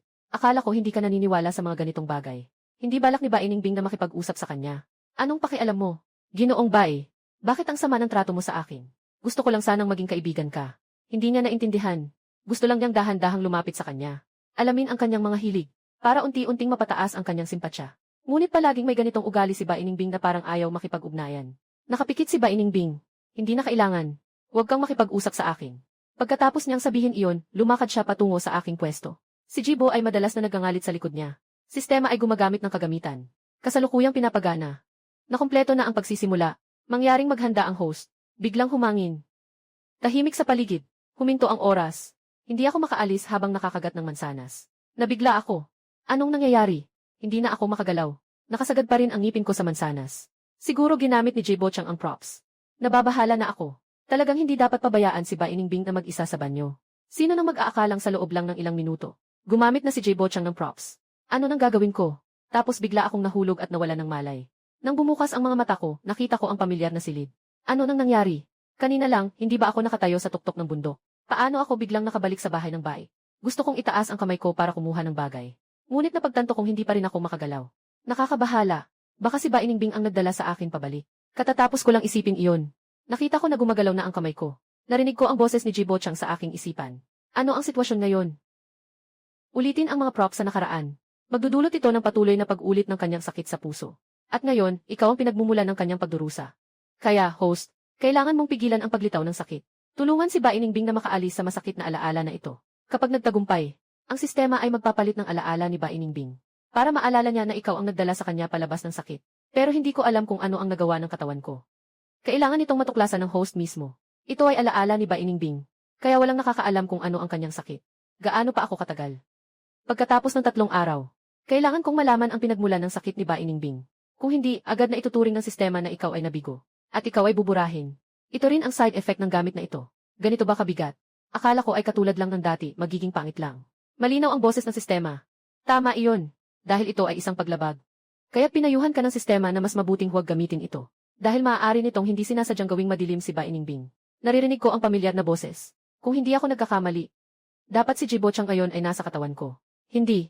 Sabi ni Ing Suan, si J. Bochang ang sumakop sa katawan ko. At ako ay naklock sa aking sariling katawan. Hindi makagalaw. Hindi makapagsalita. Tanging nakatingin na lamang sa kanya habang ginagawa niya ang lahat ng ito. Ngunit, kung hindi ako nagkakamali, ang katawan ko ay tila noong ako ay 8 taong gulang. Kaya't ako ba ang nagdulot ng sakit kay Bainingbing? Medyo nakalimutan ko na. Kumatok ang pinto. Lumabas na ang binata para kumain. Ito ang boses ng yaya. Tinitigan ko ang sarili kong pagbukas ng pinto. Sumusunod ako sa kanyang pananaw. Isang babae na mga 30 taon ang edad, nakatayo sa pintuan at nakatingin sa akin. Ngumingiti ng masaya. Ang aming Ginoo ay talagang gwapo. Tara na. Kumain tayo. Naghihintay ang ating ginang. Kumilos ang aking talukap. Naalala ko, noong bata ako, gusto ko siya. Dahil siya lang ang palaging pumuri sa akin. Ngunit pagkatapos ay narinig ko mula sa tiyahin. Dahil sa hindi malinis ang mga kamay at paa ng katulong na ito. Kaya siya ay pinalayas. Tiningnan ko siya habang hawak ang kanyang sariling kamay na umalis. Sa dulo ng hagdan, naghihintay na sa akin ang 8 taong gulang na si Bainingbing. Nang makita akong lumapit, nagreklamo siya. Ang bagal mo. Nais ko sanang sumagot sa kanya. Pwede mong kainin muna. Pero ang nasasabi mo ay nahihiya ka. Pasensya na sa paghihintay. Nakalimutan ko na nakakulong ako sa sarili kong katawan ngayon. Sayang naman. Gusto ko pa rin ang kasalukuyang Whiteningbing. Si J. Bochang ay palaging nakatingin sa 8 taong gulang na Whiteningbing ngayon. Walang gaanong pinagkaiba ang kanyang mga facial features mula sa paglaki niya. Parang isang prinsesang lumabas mula sa isang kwento ng kabataan. Marahil dahil bata pa siya. Hindi pa siya masyadong malamig ang ekspresyon. Hindi rin niya itinatago ang kanyang emosyon. Nakatingin sa akin ng matagal na nakasimangot. Parang nagkamali ka ng gamot ngayon. Siguro dahil hindi pa nakikita ni Bainingbing ang pagmamalaki ni Tianhao sa kanya. Palagi niyang iniisip na hindi siya ganoon kakilakilabot. Nielo, tara na. Kumain tayo. Gusto niyang lumapit at hawakan ang kamay ni Bainielo. Naaalala ko na parang hindi pa masyadong maganda ang relasyon namin ni Bainielo ngayon. Palagi silang nag-aaway araw-araw. Humakbang paatras si Bainielo. Ang tingin niya sa akin ay medyo estranghero. Anong sinabi mong tawag sa akin kanina? Si J. Bochang ay nakatitig ng nakanganga. Nakanganga siyang tinitingnan siya nang hindi makapaniwala. Guchen, ang boring mo talaga. Iniwan ni Bainingbing ang salitang iyon at pumasok sa kwarto. Isinara niya ang sarili sa loob. Kinatok ng yaya ang pintuan. Ginoo, huwag kang magalit. Kumain ka muna. Huwag mong ipag-alala ang sarili mo. Isang malakas na tunog. Isang malakas na tunog ang narinig mula sa pinto. Nabigla ako. Ano bang nangyari kay Bainingbing? Bakit siya nagagalit ng ganito? Ito ang unang pagkakataon na nakita kong nag-aalala si J. Bochang. Agad siyang tumingin sa tiyahin sa tabi. Tiyahin, ano nang nangyari kay Bainingbing? Ako ba ang nagpasakit sa kanya? Sumagot ang yaya habang nakaluhod. Walang anuman. Ang dalaga ay nag-aasal lang ng kaunti. Kailangan mo lang siyang aliwin. Sa katunayan, siya ang pinaka-nakikinig sa iyo, Ginoo. Hindi alam ni J. Bochang kung ano ang mali sa sinabi niya. Ngunit sinabi na rin ng katulong na ito. Dagdag pa ang kanyang katawan ngayon. Mukhang ito ang pinagmumulan ng sakit ni Bainingbing. Kailangan niyang linawin ito. Bainingbing, buksan mo ang pinto. Pasensya na. Kakabayaan ko lang kanina. Lumabas ka na at kumain. Hindi ko alam kung ilang minuto na ang lumipas. Lumabas si Bainingbing at binuksan ang pinto. Hindi niya ako pinansin sa harap niya. Bumaba siya ng mag-isa. Umupo siya sa mesa at nagsimula ng kumain. Tama ba? Hindi ba't sinabi ng dalaga? Kahit gaano ka pa kasungit, huwag mong papabayaan ang iyong katawan na magutom. Dalaga, dito, dapat kang matuto mula sa binata. Nakatayo ang katulong sa tabi ni Bainingbing at pinapalamanan siya ng karne. Ibinaba ko ang baso ng tubig sa tabi niya.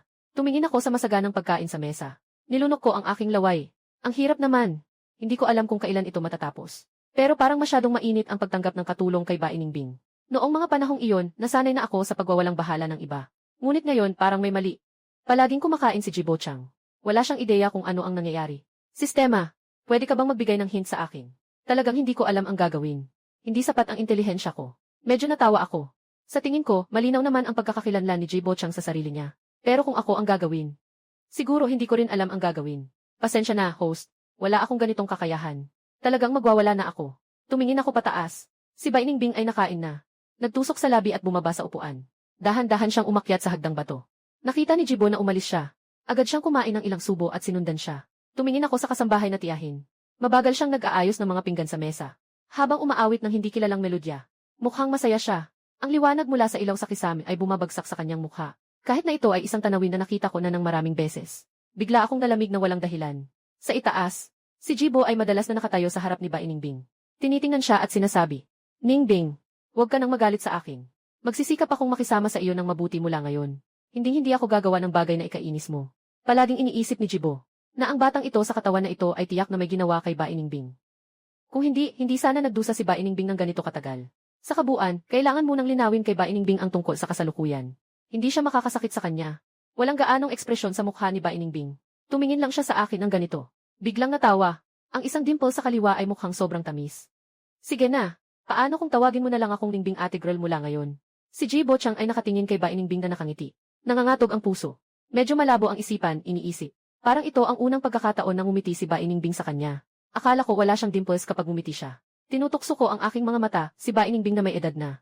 Gusto kong lumabas at bigyan si Ba Iningbing ng isang flying kick. Sabihin sa kanya na huwag mag-isip na makikinabang. Ngunit kailangan ko lang sumunod sa mga mata ng matabang si Libo at tawagin siyang Ningbing. Ang init ng ulo ko. Kung ako ay may kasalanan, mangyaring parusahan ako ayon sa batas. At hindi hayaan ang katawan ko na gawin ito. Pumikit ako. Ayaw kong makita ang nakangiting mukha ni Ba Iningbing. Walang kahit isang ngiti sa mukha ni Ba Iningbing.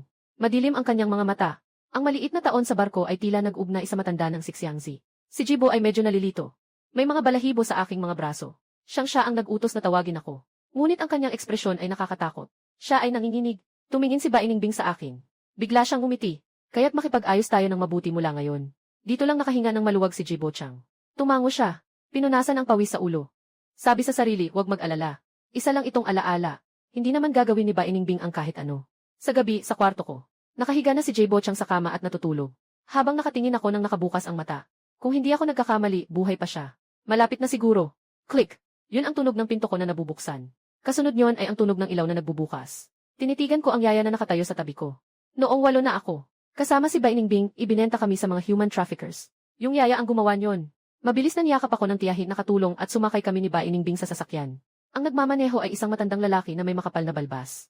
Hindi maikukubli ang saya sa kanyang mukha. Ngayon, gagawa tayo ng malaking bagay. Siguradong magagalit ang babaeng iyon mula sa pamilya Bai.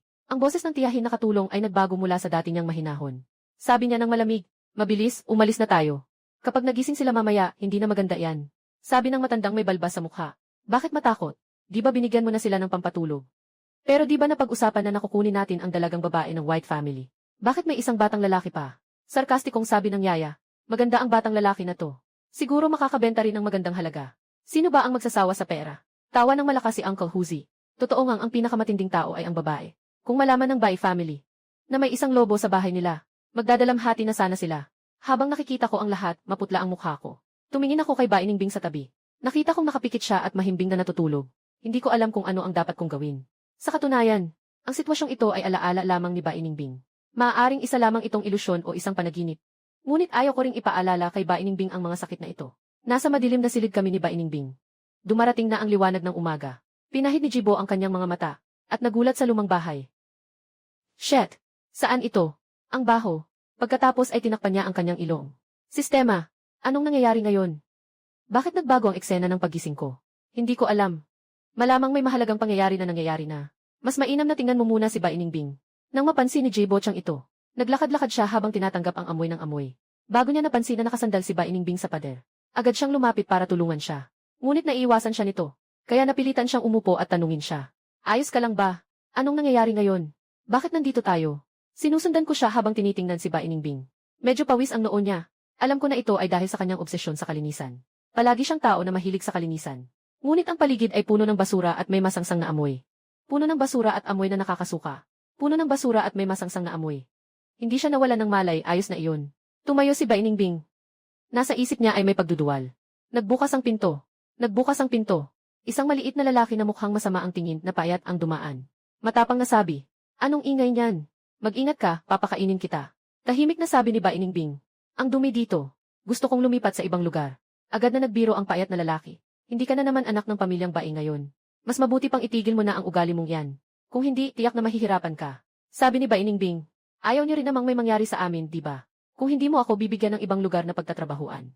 Kung mamatay ako, wala rin kayong makukuha, di ba?" Hawak ni Bainingbing ang piraso ng salamin. At itinutok ito sa kanyang lig. May malamig na pakiramdam sa kanyang noo. Ang kanyang matalim na tingin ay malamig na parang talim ng espada. Biglang natakot ang payat na lalaki. "Huwag kang magulo. Papagpalitan ko kayo. Magpalit tayo ng lugar." CJ. Kahit na maliit na bata lang siya. Pero natakot siya sa kanyang lakas. "Nakikita ko ang lahat ng ito. Lahat na nangyayari ngayon ay pabor kay Bainingbing." Yung maliit na lalaking ito ay pinalipat sila sa isang kwarto. Dito pa rin ang kalagayan, sira-sira pa rin. Pero hindi naman ito kasing baho. Ang payat na lalaki ay may hindi nasisiyahang ekspresyon. "CJ, nagbago na rin ang lugar. Ibigay mo sa akin ang baso sa kamay mo." Ibinato ni Bainingbing ang baso sa kanyang paanan. Sabi niya nang walang pakialam, "Pwede ka nang umalis." Talagang nagalit ang lalaki at nakataas ang kilay. Namumula ang kanyang mukha. Ngunit hindi niya maaring saktan ang taong ito. Kung hindi, hindi na ito mabebenta sa magandang presyo. Kaya't nagmumura na lang siya. Ngayon, nagpapakita siya ng kapangyarihan. Sa huli, ikaw ang magkakaroon ng problema. At pagkatapos ay isinara niya ang pinto at umalis. Naghahanap na si Jibo Chang ng paraan. "Niningbing Yunyang, anong gagawin natin?" Nang marinig ko ang boses ni Niningbing Yang, napapikit ako ng tuloy-tuloy, kahit na hindi ako ang tumatawag. Pero iyon din ang boses ko. Naduduwal ako ng bahagya. Palagi nang tinatanong ni Jibo ang sistema. "Sistema, pwede bang gumawa tayo ng isang bagay para iligtas tayo? Huwag nang mangarap ang host. Mas mag-isip ka tungkol sa katawan mo. Paano kaya ni White Ningbing ang sakit? Malinaw na yun. Siguradong ito ang katawan na ito. Sa oras na ito, gumawa ng mga bagay na nakasakit kay Bainingbing. Tulad ng pagtataksil sa kanya, o tumakas at iba pa. Karaniwan sa mga nobela, ganito ang pagkakasulat.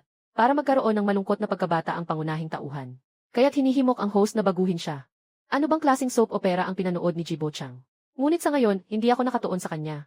Napansin ko simula nang buksan ni Bainingbing ang pinto, na may kakaiba dito. Hindi ganito ang alaala ko. Sa oras na ito, hindi siya pinansin ni Bainingbing. Nakahiga na siya sa kama. Palaging iniisip ni Jibo na dapat pagod na siya. Kaya't hindi na siya nagsalita. Hindi alam kung gaano katagal na ang lumipas. Binuksan ang pinto. Alam kong ang lalaking iyon ay ang nagmamaneho kanina. Lumakad siyang parang walang pakialam. Sumunod sa kanya ang payat na lalaki. Hinatak niya ang kwelyo ni Bainingbing. Nakangiti na puno ng dilaw ng ngipin. "Maliit na batang babae. Narinig kong matigas ka, ah. Sinasabi ko sa'yo. Ngayon, hindi ka na isang simpleng babae ng pamilya Bai. Mas mabuti pang maging maingat ka sa akin. Kung hindi, wala akong pakialam kung mawalan ako ng kita." Isang payat na lalaki ang naghagis ng isang bag at umalis. Agad na lumapit si Jibo Chang at nagtanong. "Ayos ka lang ba? Huwag kang mag-alala, Ningbing. Siguradong lalabas tayo." Umisi si Bainingbing ng mapanlait. "Anong magagawa mo?" Napatigil si Jibo Chang. Hindi niya alam. Wala rin siyang magagawa. Pero sigurado siya na si Bainingbing ay tiyak na makakatulong na makalabas siya. "Kapatid na si Ningbing. Pasensya na. Hindi ko alam. Pero ang galing-galing mo. Sigurado akong maililigtas mo ako." Nakatukod ang mga mata ni Bainingbing. Kaya hindi mo makita ang kanyang ekspresyon. Tinitingnan ko ang kanyang alaala ngayon. Mali. Si Bainingbing ay talagang hindi maayos. Hanggang sa gabi, wala nang ingay sa labas. Dahan-dahang bumangon si Bainingbing. Binuksan ang aparador sa tabi ng pader. Hindi alam ni Jibo Chang kung ano ang balak niya. Tinulungan siyang itulak ito. Tahimik na nagtanong. "At Ningbing, anong nangyari sa kabinet na ito?" Hindi ipinaliwanag ni Bainingbing sa kanya. Ngunit alam ko na may malaking butas doon. At ang nakakita sa malaking butas na ito ay ako na may edad na.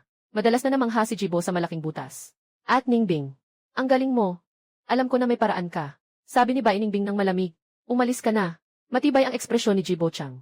"At Ningbing, anong sinasabi mo? Paano ako makakaalis ng maaga? Kung aalis man, sabay tayong aalis. Narito na. Siguradong si Bainingbing ang nag-utos na umalis muna ang katawan na ito. Tapos ang katawan na ito ay nag-report kay Bainingbing. Mula noon, nagkaroon na siya ng kawalang tiwala sa mga tao. Base sa kanyang karanasan sa pagbabasa ng mga nobela sa loob ng maraming taon. Ganito na nga, bahagyang kumikilos ang aking labi. Ano ba itong labanan ng pag-ibig at paghihiwalay? Sumigaw si Bainingbing sa kanya. "Kung gusto mong umalis, umalis ka na." Nagtaka ako at kumindat. Parang bumalik ako sa panahong iyon. Nang ako'y 8 taong gulang, natagpuan ko ang butas na pwedeng takasan. Dala-dala si Bainingbing, tumakbo ako palabas. Ngunit masyado akong mahina. Hindi sapat ang aking lakas. Dagdag pa, paikot-ikot ang daan dito. Halos madapa na ako ng maraming beses. Mainit ang sakit sa likod ko. Si Bai Ningbing ay mahina na nagsabi sa akin mula sa likod. Umalis ka na. Bitawan mo ako. Nakapag-text na ako sa nanay ko. Dapat ay may darating na kaagad. Dala ko siya habang pinipigilan ang sakit at dahan-dahan akong naglalakad. Dahil nagpadala na ako ng mensahe sa tita. Hindi na ako makakaalis. Sabi ni Bai Ningbing na may inis. Walang pinadala. Ninanakaw kita. Kung magpapadala ako, matagal na akong nagpadala. Ako ang walang silbi. Iwanan mo na ako at umalis ka na. Hinila ko ang aking labi. Alam ko na niloko mo ako. Mahigpit na niyayakap ni Bai Ningbing ang aking leg. Sumigaw siya sa akin. Kung gusto mong umalis, umalis ka na.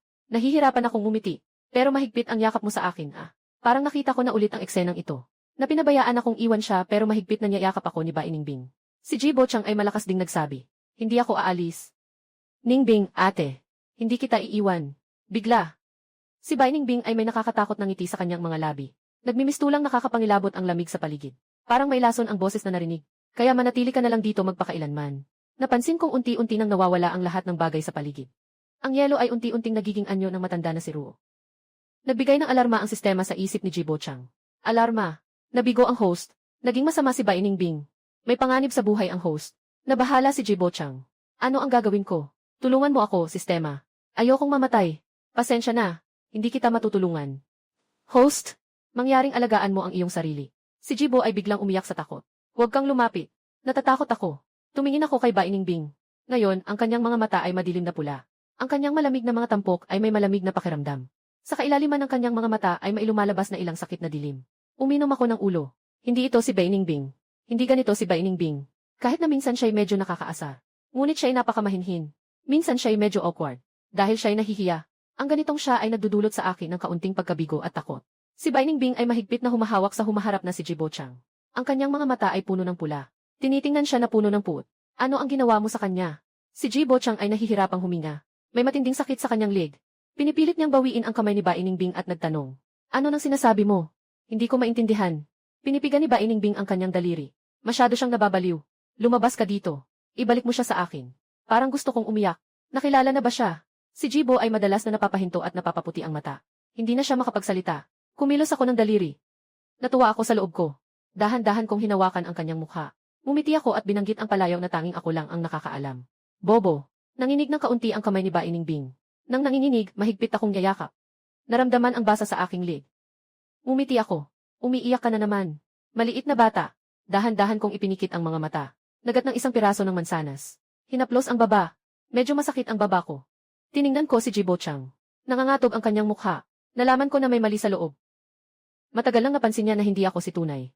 Pero, bakit matagal na si Bai Ningbing sa banyo at hindi pa rin bumabalik? Tumingin si Bai Ningbing sa punong kahoy sa harap niya. Puno ng makukulay na papel ang itaas. Kakaibang parang nakapanaginip siya ng nakakatakot. Napakatotoo ng panaginip na ito. Totoo hanggang sa siya ay matakot. Naisip niya na si Bai Ningbing ay mabilis na tumatakbo papunta sa akin. Mahigpit niyang yakap ako gamit ang nanginginig na kamay. Halos mamatay ako sa mansanas. Pinapalo ko siya. Anong ginagawa mo? Bai Ningbing, hindi ka ba nagbiki at hindi naghugas ng kamay tapos humawak sa akin? Bai Ningbing yayakap ako. Hinahaplos ang likod ko. Alam niya na may sugat dito. Sugat na iniwan para sa kanya. Tumingin ako sa aking damit. Nagpapanggap na hindi alam ang nangyari. Paano ka nakapasok dito mula sa banyo, ang weird? Si Bai Ningbing ay nagalit at tinamaan ako sa ulo. Kakadream ko lang sa'yo na tinawag mo akong Ningbing Kuku. Nakakatakot talaga. Nakatakip ang kamay ko sa noo. Ako ang natakot talaga. Gusto mo bang tawagin kitang ate? Sa susunod na buhay na lang. Si Bai Ningbing ay may malambing na ngiti. Anong tawag mo sa akin? Sabi ko agad. Ek. Si Bai Ningbing ay natatawang tinakpan ang bibig. Naiintindihan ko na. Mabait na kapatid. Naiintindihan ko na. Galit na galit. Ang sama ng ugali mo. Inihanda ko na ang bag ko. Isinarado ko na ang zipper. Kami niyan ay nag-away at bumaba sa bundok. Nagsimula nang magbilang ang guro sa ibaba. Tumayo ako at si Bai Ningbing. Nakita kong si Jibo Chang ay mukhang takot na takot habang nakatingin kay Bai Ningbing. Hinahaplos ni Jibo Chang ang kanyang leg. Tuwing makikita niya si Bai Ningbing, parang sumasakit ng husto ang kanyang leg. Mabilis na dumating ang bakasyon. Matapos mawala si Jibo Chang. Hindi ko na narinig ang anumang tunog mula sa sistema. Hanggang sa kaarawan ni Bai Ningbing. Hawak ko ang ice cream na kinuha ko kay Bai Ningbing. Nakasalampuwit sa sofa, naghihintay sa mga kaibigan. Hindi nagtagal. Si Shen Filyu, si Ruyan at si Ning Hongyi ay kumatok sa pintuan. Kakabukas ko lang ng pinto. Nang makita ako ni Shen Fei, bigla siyang nahulog. Nabigla ako. Agad akong yumuko para tulungan siya. Ang tinig ng puso ni Shen Fei. Ang ibig mong sabihin ay nabuhay akong muli ngayon. Tama iyon. Host, huminto sandali ang aking mga galaw. Nariyan na naman ang sistema. Pakiusap, sabihin mo sa akin. Ano ang dapat kong gawin? Host, ganito nga. Nalaman ng aming sistema na ang dahilan ng iyong muling pagsilang ay si Bai Ningbing. Mangyaring makuha ang kanyang simpatsya na umabot sa 20% sa loob ng 10 araw. Kung hindi, babalik ka sa dati mong buhay bilang isang waiter. Nagmamadali si Shen Fei na bumangon. Tinitingnan ang paligid. Noong nakaraang buhay sa edad na 18, dahil sa kahirapan ng pamilya, kaya't ang iba ay hindi siya pinapansin. Maging inaapi pa siya. Tanging si Bai Ningbing lang ang tumatalon para ipagtanggol siya. Pinalalayas ang mga nang-aapi sa kanya. Pagkatapos, dahil sa mga bagay sa student council, dahan-dahan silang nakilala. Nalaman niya ang ilang mga lihim ni Bai Ningbing. Gusto ni Bai Ningbing ang kanyang kaibigan mula pagkabata na walang gaanong presensya. At siya ay secretly na in love sa loob ng maraming taon. Ngayon, ang babae ay nagpadala ng siliruyan para kay Bai Ningbing. May pagdududa ako sa aking isipan. Mukhang iba ito sa pagkakataong ito. Hindi lamang humaba ang oras, pati ang antas ng pagsakop ay bumaba. Sikretong tumingin ako kay Bai Ningbing. Siguradong mahirap talagang makuha ang taong ito. Hindi na kayang tingnan ng sistema. Pagpasok ko sa bahay, kinuha ko ang ilang ice cream sa ref. Balak kong pababain ang temperatura nila. Ningbing Ice, umiti ng pahiyaw. Bakit wala sa akin? Nainis ako at sabi ko, hindi ka ba dumating sa panahon ng espesyal na sitwasyon? Sa tingin ko iniisip mong sasakit ang tiyan mo para lang siraan ako. Tinadyakan ako ni Bai Ningbing ng masungit habang nakatingin sa akin. Ngayon ka lang dumating. Tingnan mo, ano nang sabi ko. Kahit aso, hindi makikipag-date sa'yo. Ngayon ang birthday ko. Pinaalala sa akin ni Bai Ningbing. Napatigil ang ekspresyon ko. Ako pala ang nagkamali kanina. Ikaw ay may malaking puso. Patawarin mo ako. Lahat ng ito ay nagsimula sa regalo. Kanina umaga, kumain kami ni Bai Ningbing. Nakatanggap ako ng isang parcel. Nasa loob nito ay isang susi ng sasakyan at isang peres ng high heels. Uminom ako ng lugaw. At nagtanong, sino ang nagpadala nito? Sino pa ba? Siyempre si nanay at si kuya. Bigla, ibinaba ni Bai Ningbing ang mga gamit at tinanong ako. Ikaw, nasaan na? Baka naman wala kang inihandang regalo para sa akin. Nasa itaas. Gusto mo bang panoorin ngayon? Ngayon ay araw pa naman. Hindi pa gabi. At hindi pa namin nakakain ang birthday cake. Hinatak ako ni Bai Ningbing pataas ng hagdan. Tama. Ngayon na. Kinuha ko ang kahon mula sa drawer at inabot kay Bai Ningbing. Napakaliit ng kahon. May nakatali na pulang laso sa itaas. Binuksan ni Bai Ningbing ang laso. Pinunit ang balot. Sa loob ng kahon ay isang piraso ng papel. Nakasulat dito ang simbolo ng pagnanais. Napansin kong wala siyang reaksyon. Medyo nahihiya siya. Ipinaliwanag. Hindi ko alam kung ano ang ibibigay sa iyo. Naghahanap ako ng ideya at halos nawalan na ako ng buho. At saka naisip ko ang paraang ito. Na epektibo lamang sa iyong kaarawan. Sa araw na ito, sabihin mo lang ang iyong hiling. At matutulungan kitang makamit ito. Ngumiti si Bai Ningbing. Kaya na.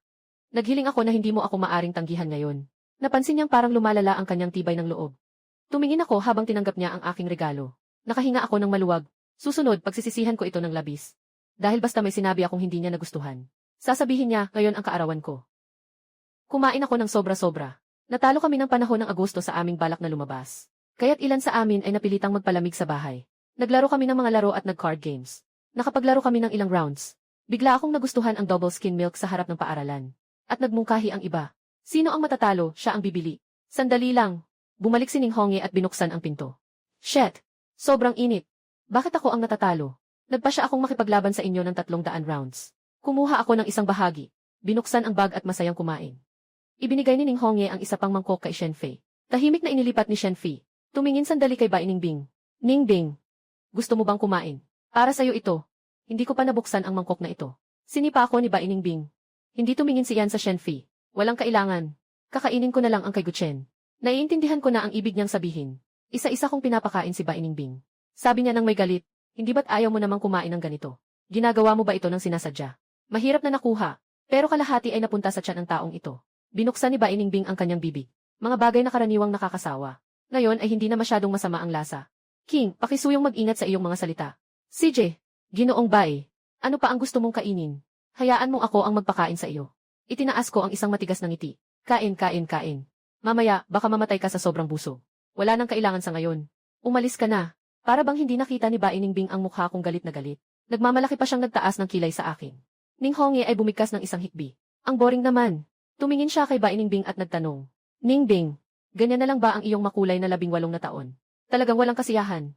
Bai Ningbing ay sumagot ng may inis. Gusto ko ang walang kwenta. At pagkatapos ay bumubulong. Sana ngayong araw. Huwag niyo akong istorbohin sa mga sandali namin ni Guchen. Maglalaro tayo. Ning Hongi, magbigay ng alituntunin. May dala akong baraha. Nandyan ang mga parusa. Naghanap na naman tayo ng isang bote ng coke na salamin. Ito ang ating gamit. Kanino nakatutok ang bunganga ng bote? Sino man ang nakaturo dito ay kailangang tumanggap ng parusa. Anong sa tingin mo? Bumaling si Bai Ningbing nang may antok at sabi. Nakakainip. Nakikita na sumang-ayon ang iba pang mga tao. Walang magagawa si Bai Ningbing kundi tumanggi. Kaya't napilitan siyang magsalita. Ibigay mo sa akin. Ako na ang magbabalik. Ang tunog ng salamin at ang pagkabangga ng mesa ay nagbigay ng maingay na tunog. Sa huli, huminto ito sa harap ni Liu Ruyan. Umiti si Liu Ruyan at tumingin kay Bai Ningbing. Pagkatapos ay sinabi niya kay Ning Hongye, ikaw na ang magpili para sa akin. CJ, hayaan kitang pumili ng pinakamakasalanan. Hindi pa nakakatapos si Ning Hongye. Habang tinitingnan ang baraha sa kamay niya, nabigla siya at nagsabi, halikan mo yung tao sa tabi mo, King He. Aba, itong parusa na card. Gusto ko. Nakakakilig. Si Liu Ruyan ay nagmamadaling nagbigay ng mga senyales kay Bai Ningbing. Tumingin siya sa akin. Si Bai Ningbing ay tumingin sa akin. Nakatitig ako ng malaki sa kanya. Nakatitig ako ng walang pagdududa sa sandaling sila ay maghahalikan. Si Bai Ningbing ay hindi natuwa at pinihit ang aking mukha. Guchen. Ganyan ka ba kausisa? Sabi ko ng malabo habang pinipisil ni Bai Ningbing ang aking mukha. At narinig ko ang tunog ng halik na puwa. Galit kong binuksan ang kanyang kamay. At minasahe ang aking mukha. Lumapit ka sa kanya. Sobra ka na ah. Bai Ningbing. Ikaw, tinitingnan mo pero ayaw mo akong pagtingnan. Tinitigan ko si Bai Ningbing. Nakita kong namula ang mga pisngi ni Bai Ningbing. Lunok siya ng laway. Hindi ko tiningnan. At nagtakip ng kanyang mainit na mukha, tumakbo siya papuntang banyo. Uminom ako ng isang basong tubig. Bakit? Akala mo ba nakakatakot ako? Tumingin si Liu Ruyan sa takot na si Bai Ningbing. At ngumiti. Pupunta rin ako sa banyo. Nanonood si Shen Fei sa lahat ng ito. Alam niyang ako ang kanyang matagal ng kaibigan. Agad siyang lumapit sa akin. Ang ganda ng relasyon mo kay Bai Ningbing. Talagang nakakainggit. Tumango ako. Ayos lang naman. Nagmumukhang nag-aalala si Shen Fei. Parang may kaunting pagkalumbay siyang sinabi. Alam mo ba, noong bata ako talagang gusto ko rin, na may isang kapatid na babae na mabait sa akin. At protektahan ako kapag nasa panganib ako. Pero wala akong swerte tulad mo. Seryoso akong nagwasto. Kapatid na babae. At tahimik na inilipat ang puwit ko sa sofa. Parang ang weird nitong tao na to kapag nakakabit na sa sistema. Nakangiti na lang ako sa loob. Kung ayaw mo na makipag-usap, wag na lang tayo magpatuloy. Nahiya ka, nahihiya din ako. Hindi pa kailanman ako nakaramdam ng ganito para kay Bai Ningbing. Naghilamos si Bai Ningbing. Humihingal habang nakatitig sa salamin.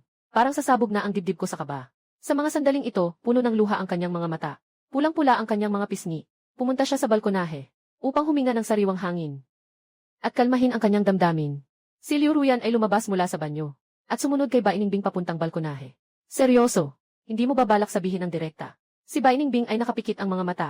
Natatakot na baka hindi magustuhan ni Guchen ang sarili niya. Kung gayon, hindi na sila babalik sa dati nilang relasyon. Si Liu Ruyan ay ngumiti at umusod ng kamay. Sa kabila ng hindi niya pinapansin ang kahit ano, si Bai Ningbing ay nag-aalala dahil dito. Tama, di ba sinabi ko sa'yo noon na magsusulat ka ng love letter para sa kanya? Kumusta? Nakasulat mo na ba? Napatigil si Bai Ningbing. Nakasulat na. Pero parang hindi niya nakita. Walang gana si Liu Ruyan sabi niya. Bai Ningbing, hindi ka ganun katibay ang pasensya. Pag nangyari yun, hindi ka na makakayanan, mawawala siya, ganun lang kasimple. Ano ang pinag-uusapan niyo? Parang narinig ko ang isang mahal na tao. Lumabas na ako mula sa tabi nila. Umiti si Liu Ruyan habang nakatakip ang bibig. Nadinig mo yun? Si Gu Hong. Ako at si Bai Ningbing ay nagmamahalan sa isang tao. Ano? Bai Ningbing, may minamahal ka na ba? Sino siya? Kilala ko ba siya? Anong itsura niya? Bai Ningbing pinatukod niya ang ulo ko. Alam mo ba kung wala ako sa tabi mo? Tumango ako. Sa ugali mo na iyan. Napaka-ambisyoso. Paano ako magkakaroon ng boyfriend? Hinila ako ni Bai Ningbing. Kung ganon, ikaw na lang ang madadamay. Tahimik akong nakatingin kay Bai Ningbing. Nakatayo si Liu Ruyan sa tabi at nanonood. Hindi ko maiwasang makaramdam ng awa sa kanya. Ang ganitong paraan ng paghabol kay Guchen ay talagang abutin ng napakatagal. Pagkatapos kumain ng cake sa gabi, dapat nang umuwi ang ilan sa kanila. Bago umalis, hinila ni Shen Fei ang aking kamay, na para bang sobrang kilala niya ako, sabi niya. Ginoong Gu, sa tingin ko, mabait ka. Madalas tayong makipag-ugnayan mula ngayon. Nanginig ako sa lamig, hindi ba dapat akong makipaglapit kay Bai Ningbing? Ano ang ibig sabihin ng hindi mo ako bitawan? Tanong ni Bai Ningbing nang may pagkalito. Kailan naging ganito kayo ka-close? Sino ba ang nakakaalam? Medyo may kakaiba sa lalaking iyon. Mas mabuting lumayo ka sa kanya. Hindi ko maintindihan kung ano ang iniisip niya. Ngayon, dapat ko nang pasalamatan ang aking napakababa na presensya.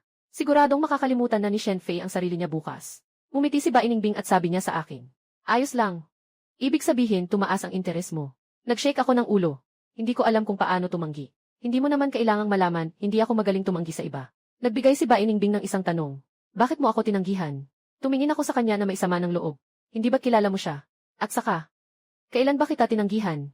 Ngayon, nagiging alipin ako para sa'yo. Dahil dito, hindi ko man lang nakita ang mga eksenang gusto kong makita. Tahimik na nagtanong si Bai Ningbing. Gusto mo talagang makita iyon? Medyo nakakahiya ako. Hindi ito tulad ng sinasabi nila na ang halik ay parang nakakatouch na kuryente. Gusto kong makita ang kanilang reaksyon. Bai Ningbing ay bahagyang natawa ng tahimik. Hindi mo mapapansin kung ganito ka. Medyo naiinitan ang mukha ko sa pagtawa niya sa akin. Alam ko naman. Sige, tingnan ko pa kung pwede. Sige, subukan natin. Hindi ko pa naisip kung ano ang ibig sabihin ng mga salitang iyon. Yakap na ni Bainingbing ang aking baywang at hinila ako papunta. Aking instinct na inilagay ang kamay ko sa kanyang leg. Agad akong nag-isip na umatras. Hinawakan ako ni Bainingbing. Hindi ka ba nagtataka? Subukan mo at malalaman mo. Nabaliw ka na ba? Bainingbing. Kapatid tayo. Hindi ito maganda. Ang sitwasyon ay talagang hindi na tama. Nalilito na ang isip ko. Hindi ko na matandaan kung ano ang sinabi ko. Na nagdulot ng ganitong sitwasyon. Si Bainingbing ay parang isang demonyong nakakaakit ng puso. Na bumubulong sa aking tainga. Ngayon ay kaarawan ko. Ikaw ang nagsabi nito. Basta't gusto ko. Kailangan mong tulungan akong makamit ito. Tayo ba'y magkapatid? Subukan mo at malalaman mo. At saka, maganda ako. Pareho tayong unang halik. Hindi ka rin nalugi. Saktong-sakto, curious din ako. Masatisfy mo rin ako. Tiningnan ko si Bainingbing. Talagang tulad ng sinabi niya. Maganda siya. Hindi ko alam kung nahulog ako sa pang-akit ni Bainingbing. O kung para lang masiyahan ang kanyang kagustuhan. Ngumiti ako ng malumanay. At nagpatuloy. Kakatapos ko lang kumain ng candy. Baka pwede kong subukan kahit na mahirap. Dahan-dahan kong ipinikit ang aking mga mata. At hinalikan siya. Ang una kong naramdaman ay malambot. Akala ko ganito pala kalambot ang mga labi ng babae. Isang magaan na haplos lang. Hindi pa umabot ng isang segundo. Binitiwan ko na. Nilasap ko ang aking mga labi. Hawak ang puso. Akala ko lahat ng ito ay kasinungalingan sa mga nobela. Kahit na sa tingin ko ay medyo matamis. Pero wala namang pakiramdam na parang may kuryente sa puso. Ang boses ni Bainingbing ay sobrang hoarse. Matyagang nagtanong. Anong pakiramdam? Nagsalita ako ng ilang salita. Malambot. Pinindot ni Bainingbing ang kanyang mga mata. Ano ang pakiramdam ng kuryente? Umiling ako. Marahil hindi sapat ang oras ng halik. Nakapagpahanga si Bainingbing. Hayaan mong ako ang gumawa ngayon. Nagsalita ako ng may gulat. Ano? At pagkatapos ay tinakpan niya ang aking bibig. Kakaiba ito sa halik na ginawa ko kanina. Una, dinilaan niya ang aking labi. Dahan-dahan siyang pumasok at umikot sa akin. Pagkatapos, dahan-dahan niya akong hinalikan. Pumutok ang puso ko. Parang gustong lumabas mula sa aking lalamunan. Si Bainingbing ay naguguluhan na nag-iisip. Akala niya, ang kinakain ni Gutchen kanina ay candy na mailasan ng gatas. Hindi ko alam kung gaano nakatagal. Bago pa kawalan ni Bainingbing ako. Mahigpit na hinawakan ang aking mukha. Sa pagkakataong ito, hindi na makapag-isip ang aking isipan. Humihingal at pinunasan ang laway. Nagalit dahil sa hiya at walang pakialam. Saan kaya niya ito natutunan? Grabe, ganito pala kalaki. Ngumiti si Bainingbing sa akin. Anong gagawin ko? Sobrang may nararamdaman ako. Tingnan mo si Bainingbing. Bumibilis ang tibok ng puso ko. Tumakbo ako ng takot. Nakagapos na nakahiga sa kama, nakapikit. Laging huminga ng malalim. Yung puso ko na parang gustong lumabas sa dibdib. Lahat ng nasa isip ko ay yung mga nangyari kanina. Bakit ko ba nakipaghalikan kay Bainingbing? Kung may sisihin man, si Bainingbing na yun na babae ang nag-udyok sa akin. Paulit-ulit kong pinapaalala sa sarili ko. Na si Bainingbing yun. Siya ang aking kaibigan. Hindi ko alam kung gaano katagal akong nag-isip. Sa wakas, nakatulog na ako. Kinabukasan, nagising ako at nakita si Bainingbing. Kaya instinctively, hinawakan ko ang aking mga labi. Bakit mo ako tinititigan ng maaga? Hinawakan ko ang likod ng aking ulo. Walang masama. Biglang naging tahimik ang atmosfera. Kapag kumakain kami, si Bainingbing ay palaging nagsasalita ng walang humpay. Marami siyang sinasabi na walang kabuluhan. Para hindi tayo maging awkward. Ako ang unang nagsalita. Kumusta ang tulog mo kahapon? Ibinaba ni Bainingbing ang tasa. Hindi maganda. Gusto mo bang malaman kung bakit? Hindi ako mapakali. Nagsasalita ako ng may pag-aalinlangan. Gusto kong malaman. Naisip mo na bang magpakabitter sa pag-ibig? Tumingala ako. Hindi ko maintindihan kung paano siya biglang lumipat sa ibang paksa. Nais ko na. Sa tingin ko, lahat ng mga kabataan na puno ng sigla ay nag-iisip tungkol dito. Ngunit hanggang sa mga teenager ako, unti-unting nawala ang ideya ng pagkakaroon ng relasyon. Ayoko namang magkaroon ng girlfriend na araw-araw ay maihinihingi sa akin. At kailangan ko siyang ipaliwanag ng matagal. Araw-araw ay inuulit ang ganitong buhay. Tinanong ako ni Bainingbing. Ano ang mga pamantayan mo para sa girlfriend? Hinuhulaan ko gamit ang daliri ko. Tungkol dito. Una, dapat mabuti siya sa akin. Pag sinabi ko, gawin niya. Maganda at mabait. Mas maganda kung maalala rin niya ako. Nagtataka ako ng tanungin ko. Ikaw naman. Ano ang mga pamantayan mo sa pagpili ng boyfriend? Tumingin si Bainingbing sa akin nang may bahagyang pagtitig. Siguro mas tanga. Sa tanga, may swerte. Umiti ako at tumango. Tama ka. Nagsimula na namang akong magmuni-muni. Nakakahiya naman para sa isang taong kasing talino ko. Agad. Kinuha ni Bainingbing ang kanyang cellphone at nagpadala ng mensahe kay Liruyan. Labas tayo mamaya para uminom. Hindi maganda ang pakiramdam ko. Ipinadala niya ang address at ibinaba ang cellphone. Dadaling kita sa bar mamaya. Nagulat ako. Talaga ba? Never pa akong nakapunta doon. Sige, magpapalit muna ako ng damit. Nakangising si Bainingbing habang tinitingnan ako na umaakyat. Gago. Naghahanap ng bago, iniwan ang luma. Walang kahit anong senyales. Hindi mo ba nakitang hindi ako masaya? Ang tagal na rin nating magkasama. Gusto ko nang umiyak pero hindi niya napapansin. Kailangan ko pa siyang aliwin. Isama siya sa paglilibang. Nagpalit lang ako ng damit ng basta-basta. Tumingin ako sa sarili ko sa salamin. Parang may kulang pa rin. Bigla kong naalala ang regalo sa akin ni Ba Iningbing noong nakaraang taon. Ito ay isang bote ng pabango para sa mga lalaki. Sabi niya, para ito mapansin ako ng iba. Isang maingat na piniling regalo para sa akin. Pagkalipas ng ilang sandali, pinasok ni Ba Iningbing ang aking kwarto. Handa ka na ba? Bakit ang bagal mo? Nakita niyang nag-spray ako ng pabango sa aking katawan. Bigla kong naalala ang isang bagay. Nakatayo siya sa pintuan, namumula ang mukha at nagsabi, "Nabasa mo na ba ang sulat sa loob ng kahon ng pabango?" Hinawakan niya si Duo. Nilalaro ng kamay niya ang laso sa kwelyo para maibsan ang kaba niya. Walang pakialam akong sumagot. Yung sulat ba ang tinutukoy mo? Nabasa ko na. May problema ba? Bahagyang pinisil ni Ba Iningbing ang pulang kurbatang. Nakatakip ang kanyang buhok sa kanyang mga mata. Wala ka bang gustong sabihin sa akin? Anong sasabihin? Sulit para sa mga mamimili sa Taobao. Kailangan mo pa akong pasulatin ng opinyon. Medyo malabo ang tingin ni Ba Iningbing. Nangingilo ang ilong ko. Gabi kagabi sobrang saya ko. Ngayon sobrang lungkot ko. Totoo nga, ayaw talaga ni Gutchen sa akin. Palagi niyang itinuturing na parang nakababatang kapatid si sarili. Nagulat ako nang makita si Ba Iningbing na pula ang mata. Anong ginagawa mo? Naiiyak ka na ba? Huminga ng malalim si Ba Iningbing. Mahigpit na hinawakan ang kanyang mga kamay. May dalawang boses sa kanyang isipan na nagsasabi. Diretso kang sumugod at sabihin sa sarili mong gusto mo siya. Sabihin mo sa kanya na ayaw mong maging anuman sa kanya. Isang boses ang nagsabi. Huwag ganyan. Gusto mo bang matakot siya?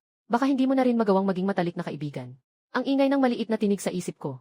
Unti-unting bumitaw ang nakakuyom na kamao ni Ba Iningbing. Nakatitig ako sa kanya na kinakabahan. Ba Iningbing, ayos ka lang ba? Bakit bigla kang nagdugo ang ilong? Hinawakan ni Ba Iningbing ang ilong niya at naamoy ang dugo mula sa loob. Gawing tuluyang muli siyang magising. Walang problema. Pagkatapos, ipatong ang ulo sa kanyang tuhod. Bumulong na mura. Ba Iningbing, talaga bang ikaw? Ayaw mong aminin na gusto mo ang ganitong bagay. Matapos mag-aksaya ng oras ang dalawang tao, nagsimula na. Nang dumating ako, napagtanto kong narito na sina Shenfei at Liu Ruyan. Umorder si Liu Ruyan ng 2 baso ng alak. Kumuha siya ng isang baso at lumapit kay Ba Iningbing, sabay sabi. Uminom ka. Tinaas ni Ba Iningbing ang kilay. CJ, tumingin ako kay Shenfei sa tabi. Mukha siyang balisa. Mula nang maburol muli, araw-araw nag-aalala si Shenfei na nananaginip lang siya. Takot siyang pagising niya ay mapunta na naman siya sa restaurant bilang isang waiter. Balak niyang hiwalayan si Liu Ruyan ngayong gabi. At kailangan niyang agad na ayusin ang relasyon niya kay Gutchen. Para hindi na niya kailangang umasa kay Liu Ruyan para lapitan si Gutchen. Naririnig ko ang kanyang saloobin. Nangangatal ang mukha niya sa pagdududa. Bakit parang mas lalong hindi tama ang naririnig ko? Pinatuko ni Shenfu ang balikat ko. Kapatid, may sasabihin ako sa'yo. Huwag kang magalit ha. Sa tingin mo ba, sobra na si Ba Iningbing sa mga lalaki? Narealize ko na. Nakalimutan na niya ang sarili niya. Sasabay ako. Paano mo sasabihin yan? Nakangising nakasimangot si Shenfu. Ngunit may bahid ng pagmamaliit sa mata niya. Tingnan mo, ang daming lalaki sa school na gusto siya. Pero siya ay hindi interesado. Kung wala sana siyang ganyang mukha, sino pa kaya ang magugustuhan siya? Ang ngiti sa aking mukha ay naging seryoso na. Ayos ka lang ba? Hindi naman siya pinipilit na magustuhan siya ng iba. At sinabi na niya ito noong unang araw ng klase. Sinabi mo rin. Gusto niyo lang siya dahil sa kanyang mukha. Bakit naman siya hindi pwedeng tumanggi sa inyo? Wala kang kaalam-alam tungkol kay Ba Iningbing. Bakit niya nasabi yan tungkol sa kanya? Hindi akalain ni Shenfu na magiging ganito kalaki ang reaksyon ko. Huwag kang magalit. Sinasabi ko lang ito base sa narinig ko. Anong nangyayari? Kanina ay ayos pa siya. Siguro gusto rin niya si Ba Iningbing. Parang isang ordinaryong tao lang siya. Hindi siya karapat-dapat. Sinasabi ko sa iyo ang mga bagay na ito para sa iyong kapakanan. Sa halip ako pa ang tinuruan mo. Narinig ko ang kanyang saloobin. Tiningnan ko siya ng may pagdududa. Sa tingin ko, mas mababa ka pa sa kanila. Si Shenfei ay nagpakita ng isang matigas na ngiti. Ano nang sinasabi mo? Hindi ko naman gusto si Ba Iningbing. Tumayo ako. Ayaw ko nang manatili rito. Alam mo naman kung ano ang ibig kong sabihin. Si Shenfei ay nag-clench ng kanyang mga kamao. Sistema. Ilang araw pa ang natitira ko. 10 araw. Host, wala ka pang progreso sa pagstay dito. Sana mapabilis mo ang pag-advance sa strategy. Host, ayaw mo na ring bumalik sa mga araw bago ka muling ipanganak. Magagawa ko ito. Nilingon ko ang ulo ko. Pakiramdam ko si Shenfei ay parang may kakaibang kapangyarihan na parang may demonyo na siya. At saka parang may mali rin sa tinatawag nilang sistema. Sa kabila, si Liu Ruyan ay nag-abot ng alak kay Ba Iningbing. Ano na nangyari sa'yo ngayon? Parang ang itsura mo ay hindi kontento, may hinahanap. Iniisip ni Ba Iningbing ang pabago bagong damdamin nitong mga araw. Isang lagok, inubos. Isang salita ang lumabas. Si Gutchen, yung ulo niyang parang kahoy. Talagang hindi ko maintindihan ang ibig sabihin ko. O nagkukunwari lang. Umupo ako sa tabi ni Ba Iningbing. Kahit na may mukha siyang hindi masaya. Napansin pa rin niya ang aking kalungkutan. Tumingin si Ba Iningbing sa akin. At hinawakan ang aking mukha. Nagmumukhang naguguluhan. Nasaktan ka ba? Lumayo ako sa kanyang kamay. Walang anuman. Si Liu Ruyan uminom ng ilang baso. Medyo nang hina na siya. Sabi ni Ba Iningbing na nagbiro. Ba Iningbing, bakit parang nakatingin ka sa isang maliit na bata? Baka bulingin yan ang Kuya Gutchen ng pamilya natin. Lumingon si Bai Ningbing at hinawakan ang daliri ni Liu Ruyan para ipaliwanag ang tungkol sa pamilya Zon. Hinawakan ni Liu Ruyan ang pulso ni Bai Ningbing. Masakit, masakit. Ikaw, hindi ba masakit? Natawa ako sa ekspresyon ni Liu Ruyan. Nakita ni Bai Ningbing na tumatawa ako. Tumingin siya sa akin. Ano nang nangyari? Masaya ka na ba? Wala akong magawa, umiling ako. Hindi naman talaga ako galit. Pero sa loob-loob ko, nag-aalala ako. Medyo naiinis lang ako sa ginawa ni Shen Fei. Lalo na't sinabi pa niya ang tungkol kay Bai Ningbing. Tapos, tiningnan ko nang may pag-usisa ang baso ng asul na alak sa harap ko. Anong inumin niyo? Ipakita mo sa akin, Bai Ningbing. Cocktail. Kinuha ko ang baso niya at tinikman ito. Agad akong nagkunot ng noo. Hindi ito para sa akin. Tumingin si Bai Ningbing sa isang bahagyang marka sa gilid ng baso. Tahimik niyang iniikot ang gilid ng baso. Ininom niya ng buong buo ang inumin. Dinilaan ang labi. Gusto ko yun. Tinitingnan ni Liu Ruyan ang kanyang mapanuksong galaw. Bahagyang kumibit ang kilay. Hindi niya alam kung paano sasabihin sa bata. Mapanukso. Tunay na mapanukso. Pero hindi sa tamang lugar. Kanina parang may kulang sa kanya. Ngayon pag nakita si Guchen, parang aso na nakita ang buto. Isang grupo lang ang umiinom. Halos 12 na ng gabi pag-uwi. Nag-input ako ng password at pumasok. Biglang hinawakan ni Bai Ningbing ang pulso ko.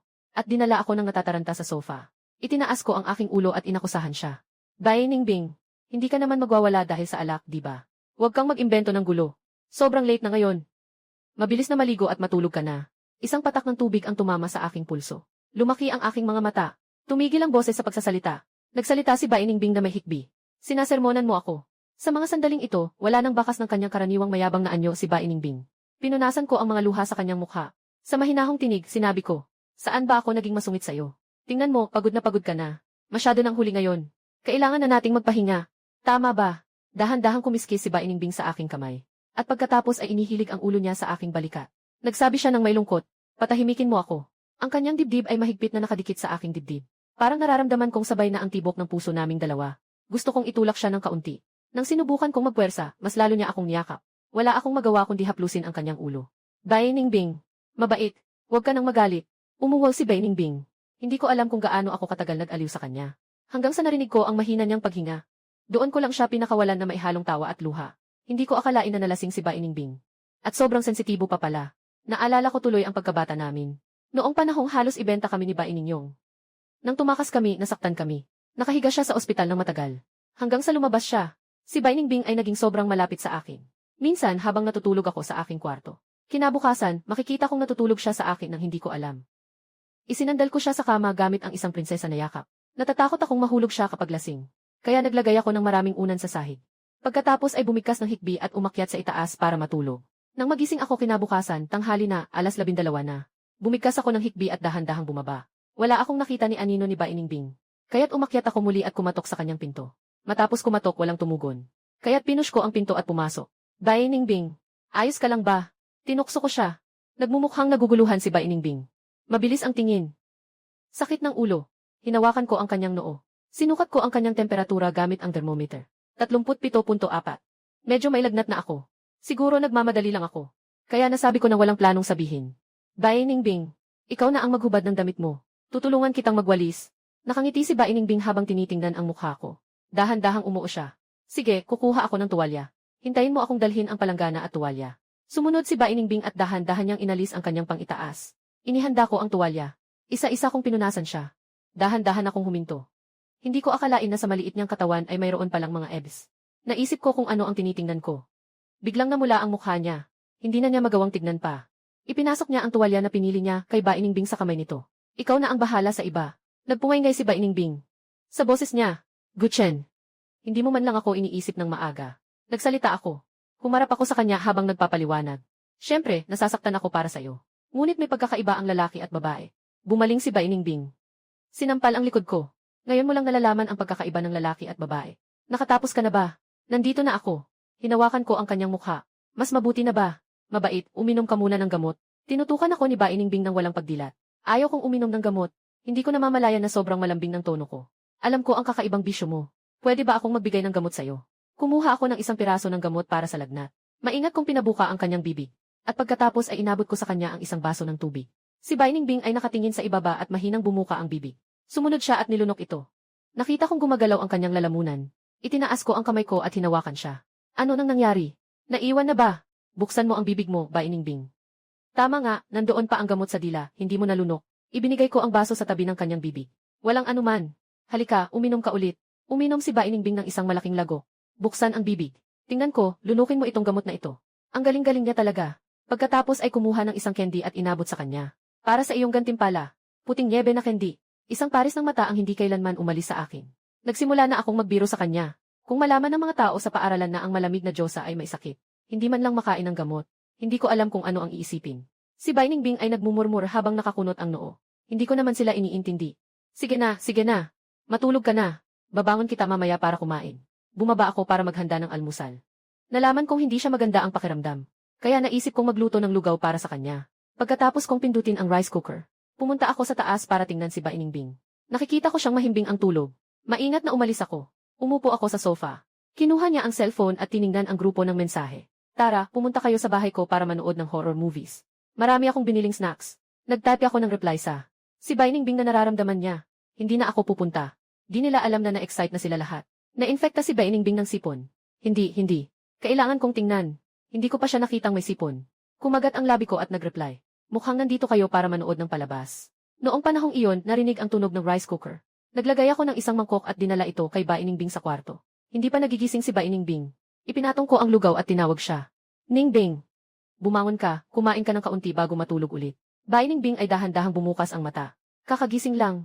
May kalabuan pa sa kanyang mga mata. Nang makita ako, dahan-dahan siyang umupo. Inihain ko ang lugaw. Masakit pa ba ang ulo mo? Wala nang sakit. Ang boses ni Bainingbing ay may pagod. Inilapag ko ang lugaw sa harap niya. Halika. Kumain ka ng kaunti para mailaman ang tiyan. Bumuka si Bainingbing. Ikaw ang nagbigay sa akin. Bumuka ako ng bibig. Hindi pa ako nakapagsalita. Bigla akong narinig na may ingay sa likuran. Nagtataka si Naning Honge at Liu Ruyan habang nakatingin dito. Hindi ko rin alam kung gaano sila katagal nakatingin. Pero parang hindi lumapit si Shenfi. Sabi ko nang may inis. Pumasok ka na. Bakit ka nakatayo dyan? Nakaintindi si Ning Honge. Mabilis na kinuha ang mga prutas sa sahig. At pagkatapos ay nag-aatubili siyang nagsabi. Hindi ko akalain na nagkasakit si Bainingbing. Ang lambing naman nito. Nagtawanan si Liu Ruyan sa kanyang paglalarawan. Ang ekspresyon ni Bainingbing ay tila napakamadilim na. Kung ang tingin ay makakapagpatay, hindi na nila alam kung ilang beses na silang namatay. Upang maibsan ang kahihiyan. Ngumiti ako. Sige na, sige na. Ano bang nakakatawa? Kitang-kita na wala kayong nagmamahal. Parang naaliw si Bainingbing sa sinabi ko. Tama ka. Sila ay mga batang walang nagmamahal. Hindi tayo makikipagtalo sa kanila. Nagmamalupit si Liu Ruyan. May double standard ka. Kilala rin kita mula pagkabata. Samantalang nag-uusap sila. Kinuha ko ang mga prutas na dinala nila. Pumunta sa kusina para hugasan ang ubas para kay Bainingbing. Pagkatapos kong hugasan ang prutas, lumabas ako. Naiwan na lang si Bainingbing sa kwarto. Pinagsiksik ko ng ubas sa bibig ni Bainingbing. Sila. Tumingin si Bainingbing sa akin ng magaan. At umusob ng labi. Umuhol ng malamig. Ibinaba ko ang mga bagay. Seryoso ang ekspresyon. Miss, anong nangyari? Sino ang nagpasama sa'yo? Aasikasuhin ko siya agad. Sabi ni Bainingbing na may pagkasentimiento. Ikaw. Sadyang ang bata ang nakapagpasakit sa'yo. Agad na magpapakamatay ang bata bilang paghingi ng tawad. Bainingbing, tingnan mo ako. Ngumiti siya ng may ngiti. Ang mga dimple sa kanyang mga labi ay nagdagdag ng tamis sa malamig na mukha. Sabi niya ng may pag-aalaga. Bobo, huminga ako ng malalim. Sa wakas, umiti na ako. Bainingbing, talagang mahirap pakalmahin. Gamitin ko ang termometro. Suriin natin ulit ang temperatura ng katawan. Pagkatapos, kumain tayo ng kaunti. Tingnan ko ang thermometer. Ayun. Sige na, normal na ang temperatura. Sabi ni Bainingbing. Maliligo ako. Nandyan sila sa ibaba. Bumaba ka na. Basang-basa ako ng pawis. Ang pakiramdam na malagkit at nakakainis. Pinayuhan ko siyang huwag maghugas ng matagal. Basta banlawan mo lang. Kakatapos lang niyang gumaling sa sipon. Ang tingin ni Bainingbing sa akin. Masyadong mahinahon, halos malunod sa pagmamahal. Biglang naisip niya na ayos lang na magkasakit pa rin. Yung ganitong eksena ay naisip niya ang buhay mag-asawa na matagal nang magkasama. Nang bumaba ako, nakita ko si Naning Honge at Liu Ruyan na nag-uusap tungkol sa panonood ng pelikula. Nang makita ako ni Ning Honge, masigla siyang nagsalita. Guchen. Ngayon, manonood tayo ng horror movie sa bahay mo. Nabili ko na ang lahat ng props. Galit akong nakahawak sa aking baywang. Bawal ang anumang masamang bagay sa bahay namin. Kung manonood, dapat ay maayos ang panonood. Huwag mong gawing ganyan yung mga bagay na yan. Pagkatapos niyan, narinig ko ang boses ni Bainingbing sa likod ko. Tama ka. Ito ang bahay namin. Kung maghuli kayo ng multo dito. Paglingon ko, nakita ko si Bainingbing nakaluhod sa harap ng refrigerator. Nakita ko siyang humawak at kumuha ng isang bote ng malamig na cola. Agad siyang tumakbo at kinuha ito. Hindi ka pa gumagaling sa sipon. Huwag kang uminom ng malamig. Ito para sa iyo. Uminom ka nito. Tahimik na tumayo si Bainingbing. Tumingin siya sa gatas na wangzai sa aking kamay. At pagkatapos ay iniabot ito sa kanya. Dahan-dahang mong sagutin ako. Kahit na hindi uminom ng malamig, baliw ka na rin. Nakangiti akong kumakabog ang ulo at naisip. Sa tingin ko, tama si Bainingbing. Parang dati talaga akong bulag. Biglang may punit na tunog. Biglang namatay ang ilaw sa kwarto. Ako at si Bai Ningbing ay tumingin pabalik. Kinuha ni Ning Hongye ang mga props. At pagkatapos ay binuksan ang isang pulang ilaw na nakangiti sa akin at kay Bai Ningbing at sinabi, "Huwag mahuli, sige. Magtakda ng kaunting atmosfera, di ba? Huwag magsalita." Ang buong kapaligiran ay tila naglalabas ng nakakatakot na imahe. Nilunok ko ang aking laway. Ngumingbing ay ngumiti habang tinitingnan ang aking gilid na mukha. Hinatak niya ang kamay ko papunta sa telebisyon. Ilang hakbang siyang umakyat at binuksan ang ilaw. "Nasaan si Ning Hongye?" "Sister Ningbing, huwag mong buksan ang ilaw. Ito ay isang props na binili namin ng espesyal." Nakatakip ang ulo ni Liu Ruyan gamit ang kumot.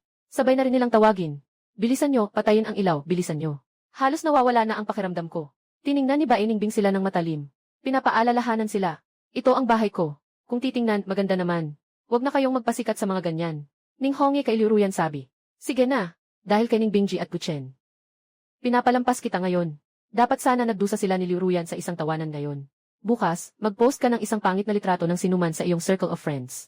Lalong lumalaki ang lakas ng loob niya. Kahit pa ang mga gamit ay inilabas na. Hinila ni Liu Ruyan ang kumot sa kanyang ulo at sinabi, "Nakakatawa. Ako na nga ang nagbigay sa iyo ng pagkakataon, di ba? Kung hindi, talo ka na talaga." Tumingin ako sa kanila na walang masabi. Kahit na takot sila, nag-aakto pa rin na matigas sa isa't isa. Nakakalito. Sobrang nakakalitong kilos. Sige na. Simulan na natin panoorin. Ngayon lang nila talaga tinigil ang pagiging bata. Nagsimula na ang pelikula. Nagsimulang maging madilim ang kulay ng pelikula. Nagsimula na ring maging nakakatakot ang musika. Sa totoo lang, gustong-gusto kong manood ng ganitong klaseng horror. Pero hindi ko lang kayang panoorin mag-isa. Kung may kasama akong manood, hindi ako matatakot. Pagkatapos ng ilang segundong paghinto ng musika sa pelikula, biglang lilitaw ang isang multo. Ning Hongye at Liu Ruyan ay natakot at niyayakap ang isa't isa. Hindi lang ako natakot. Nakangiti lang silang dalawa. Tumingin ako sa tabi kay Bai Ningbing. Nakikita niya si Ning Hongye at Liu Ruyan na nakatingin. Habang kumakain, para lang silang nanonood ng pelikula. Yung dalawang nasa unahan halos natatakot na at umatras. Yung dalawa sa likod masaya sa pagkain at inumin. Nagsimula na akong magreklamo. Medyo nakakaawa yung multo na babae. Tapos mukhang mamamatay na yung tao na ito. Hindi naman, di ba? Sobrang boring ng kwento na ito. Talagang walang katuturan. Si Bai Ningbing ay hindi masyadong nagsasalita habang nanonood ng pelikula. Sa buong oras, narinig lang ang boses ko na nagrereklamo. At ang mga sigaw nila ni Hongye at ng isa pa. Pero hindi naman siya talaga masyadong palabiro. Karaniwan, mukhang napakataas ng tingin niya sa iba. Si Shenfei ay nakasara sa kanyang bahay nitong mga nakaraang araw. Marami na siyang hindi matandaan mula sa kanyang nakaraang buhay. Ngunit kaunti na lang ang kanyang oras. Mayroon na lang siyang 5 araw. Kailangan niyang makuha ang simpatsya ni Bai Ningbing sa loob ng 5 araw na ito. Sistema, maaari mo bang sabihin sa akin kung gaano nakalaki ang simpatsya ni Bai Ningbing sa akin? Ikinalulungkot ko, dahil hindi ka pa rin kumikilos ngayon. Kaya hindi maaring makuha ang impormasyon. Wala nang magagawa si Shenfei. Matapos kaming mag-away noong nakaraan. Hindi niya alam kung may ibang paraan pa upang malapitan si Bai Ningbing. Bihira makipag-usap si Shenfei kay Liu Ruyan sa telepono. Bagamat mapagbigay siya, pero hindi siya masyadong nag-aalaga sa sarili niya. Ito rin ay isang bagay na wala siyang magawa. Bago siya naging boyfriend niya. Handa na siya sa isip. Sinasabi na mahilig siyang makipag-date. Halos wala siyang tinatanggihan na lalaki. Ang dahilan kung bakit siya umamin ay dahil may relasyon pa siya kay Bai Ningbing. Kung hindi siya nagkakamali. Sa loob ng 2 araw, siguradong pupunta sila sa homestay. Naririnig ang sigalot ng magulang sa labas. Ningning ang galit sa kanyang mga mata. Kasalanan nila. Dahil sa pagiging ordinary nilang pamilya. Hindi siya kailanman makakamit ng tagumpay. Hindi siya masaya. Siguradong mapapasa kanya niya si Bai Ningbing. Hindi na ako papayag na maging ganito kasama ang aking buhay. Dumating na ang mga araw ng bakasyon sa tag-init. Isang grupo ang sabik na maglakbay sa lahat ng dako. Hindi ko alam kung sino ang nagmungkahi na magpunta sa isang inn. Ang grupo ay nag-empake at umalis. Sama-sama kaming umalis ni Bai Ningbing at Ning Hongye. Si Shenfei ay umalis kasama ang kanyang mga kaibigan. Mainit ang panahon. Nakapagpawis na ako habang nakaupo sa sasakyan. Ang tubig yelo na dala ko ay hindi na malamig. Hindi ko alam kung malas lang ba ako sa paglabas. Biglang nagkaproblema ang aircon sa sasakyan. Nakasandal ako sa salamin. Basang-basa na ang likod ko. Bai Ningbing. Ang init. Nagsisisi na ako. Hindi sana ako pumunta dito para mag-enjoy. Ako ay may katawan na talagang mahilig magpawis. Kahit anong galaw, pawis na ako. Kaya't ayaw na ayaw kong lumabas tuwing tag-init. Kung walang tatawag sa akin para magtrabaho. Siguro magpapasok ako sa kwarto na may aircon buong tag-init. Hinawakan ni Bai Ningbing ang kamay ko. Hayaan mo akong sumandal sa kanya. Tapos kinuha niya ang tasa mula sa bag. Nasa loob ay ang munggo na sopas na ginawa niya. Nakayelo pa. Dahan-dahan niyang inabot sa aking bibig. Sabi ko na. Sinabi kong huwag kang pumunta. Ayaw mo talagang makinig. Nakatukod ako at umiinom ng kaunti. Kumislap ang aking mga mata. Malamig. Si Bai Ningbing ay nagtaas ng kilay. Ang dermos ay talagang maganda. Nagbigay ako sa kanya ng puso. Mahal kita. Kumislap ang mga mata ni Bai Ningbing. Umiti ka at tignan mo ako. Malumanay ang boses. Nandyan sa likod si Ning Hongye na sumisigaw. Mainit na mainit din ako. Gusto ko rin uminom. Bigyan mo ako ng isang higop. Binigyan ni Ba Iningbing siya ng maliit na fan. Sagot niya ng 3 salita. Uminom ng mag-isa. Humihip ng mag-isa. Bilog ka. Si Ning Hongye ay humihip ng hangin mula sa bentilador sa kanyang mukha. Umupo ng humihip. Ipinapasok ito sa kanyang damit. Nabuo ang damit. Parang isang batang hindi nakakatanggap ng pagmamahal mula sa ina. Natawa siya sa sarili niyang mga iniisip. Tinanong ko si Ba Iningbing. Hindi ka inom. Pinunasan ni Ba Iningbing ang kanyang pawis. Umiling siya. Malapit na tayo. Ang chopper ay puno rin ng pawis. Pasensya na. Kailangan na talagang palitan ang sasakyan na ito. Hindi ko dapat sinayang ang perang iyon. Huwag kang mag-alala. 5 minuto na lang at darating na. Walang anuman, Ginoo. Hindi mo naman sinasadya. Sabi rin ni Ning Hongye. Nga. Walang anuman, guro. Mas mabuti pang magpalit ka na ng sasakyan. Kung hindi, mahihirapan ka rin. Tumango ang kapwa guro. Narito na. Mga bata. Magpaalam kayo sa guro. Tiningnan ko ang 3 palapag na bahay pahingahan na may pulang bubong at berdeng pader na may retro na estilo. Maraming sasakyan na ang nakapark sa labas. Dahil bukod sa kanila, may iba pang mga turista na pumili rin ng bagong destinasyong ito para magbakasyon. Sa malayo, makikita mo hindi lang isang malaking natural na lawa. Sa mas malayo pa, makikita rin ang mga bundok na nakakurba at berde. Ako'y humanga ng husto. Ang bahay pahingahan na ito ay iba sa iba. Pagpasok mo, may 3 bahagi ang bakuran. Ang unang palapag ay lugar ng libangan. Dito, ang tunog ay talagang masaya. Ang ikalawang palapag ay lugar ng pahingahan. Dito ay mayroong isang swimming pool. Ang ikatlong palapag ay lugar para kumain. Hindi maikakaila. Talagang maganda ang lugar na ito. Hindi nakapagtataka na may mga mayayamang tao na pumupunta dito para magpalamig. Hintayin silang makapasok sa kwarto at makapagpahinga ng kaunti. Dinala ni Shenfi sina Li Ruyan at Shanshan na nahuli. Magaan ang boses ni Li Ruyan. Pasensya na. Nahuli ako. Pinagsabihan siya ni Shenfi na umupo. Ayos na, ayos na. Nandito na tayo. Tama nga. 3 araw tayong mananatili dito. Paano tayo maghahatid ng kwarto? Itataas ko ang kamay ko at magdadala ng cellphone. Mag-isa akong titira. Itong nakakasuklam na laro. Hindi ako naniniwala na hindi ko ito malalampasan. Sabi ni Ba Iningbing. Ako rin. Ning Hongye, nakanganga. Ako rin. Sige na, sige na. Nagtanong ako ng walang kwentang tanong. Yung si Shenfi, mag-isa ka na lang din. Hongye, nakatira ako sa iyo. Walang pakialam si Ning Hongye. Tumango si Shenfi diyan. Tumingin kay Ba Iningbing. Sakto lang. Mas magiging maginhawa ito para sa kanya. Naalala niya na noong nakaraang buhay, nandito na si Ba Iningbing. At tila naaalala pa ni Chow na may nangyaring malaking bagay. Narinig ko na parang nakipaglaban si Ba Iningbing sa iba. Hindi niya alam ang dahilan. Ngunit mukhang nagdulot ito ng fracture sa kanyang kamay. Kaya kailangan niyang pigilan ito. Dapat niyang makuha ang kanyang simpatsya. Naging kaaway ko na ang larong ito. Bigla na lang may lumitaw na anino sa aking cellphone. Kasabay nito ang mababang boses ni Ba Iningbing. Mag-point ng tinidor. Napatigil ako. Dahil sa reflex, tinapik ko ulit ang kutsilyo. Nanalo ako. Nagkakasalubong ang isang binti niya at ang hita ko. Nangangatal ang aking pilik mata. Kung hindi ka makakatulong, tiyak na mamamatay ka. Ning Hongye ay nakadukot sa mesa, nakatingin sa amin. Nakita niya na nakapatong ang kamay ni Ba Iningbing sa sofa. Napakalapit ng ulo niya kay Guchen. Para siyang isang malaking puno na natatakpan si Guchen. Naisip niya, kung ngayon ay bigla ang lumingon si Guchen. Tiyak na mahahalikan niya ang mukha ni Ningbing. Inalog niya ang ulo niya. Paano siya nagkaroon ng ganitong nakakatakot na isip? Tinitigan ni Li Ruyan habang siya ay kumikilos ng paikot-ikot. Anong ginagawa mo? Nabali ang ulo mo. Binigyan siya ni Ning Hongye ng isang daliri. Ikaw ang nabali ang ulo. Hinawakan ni Li Ruyan siya. Pasensya na ako.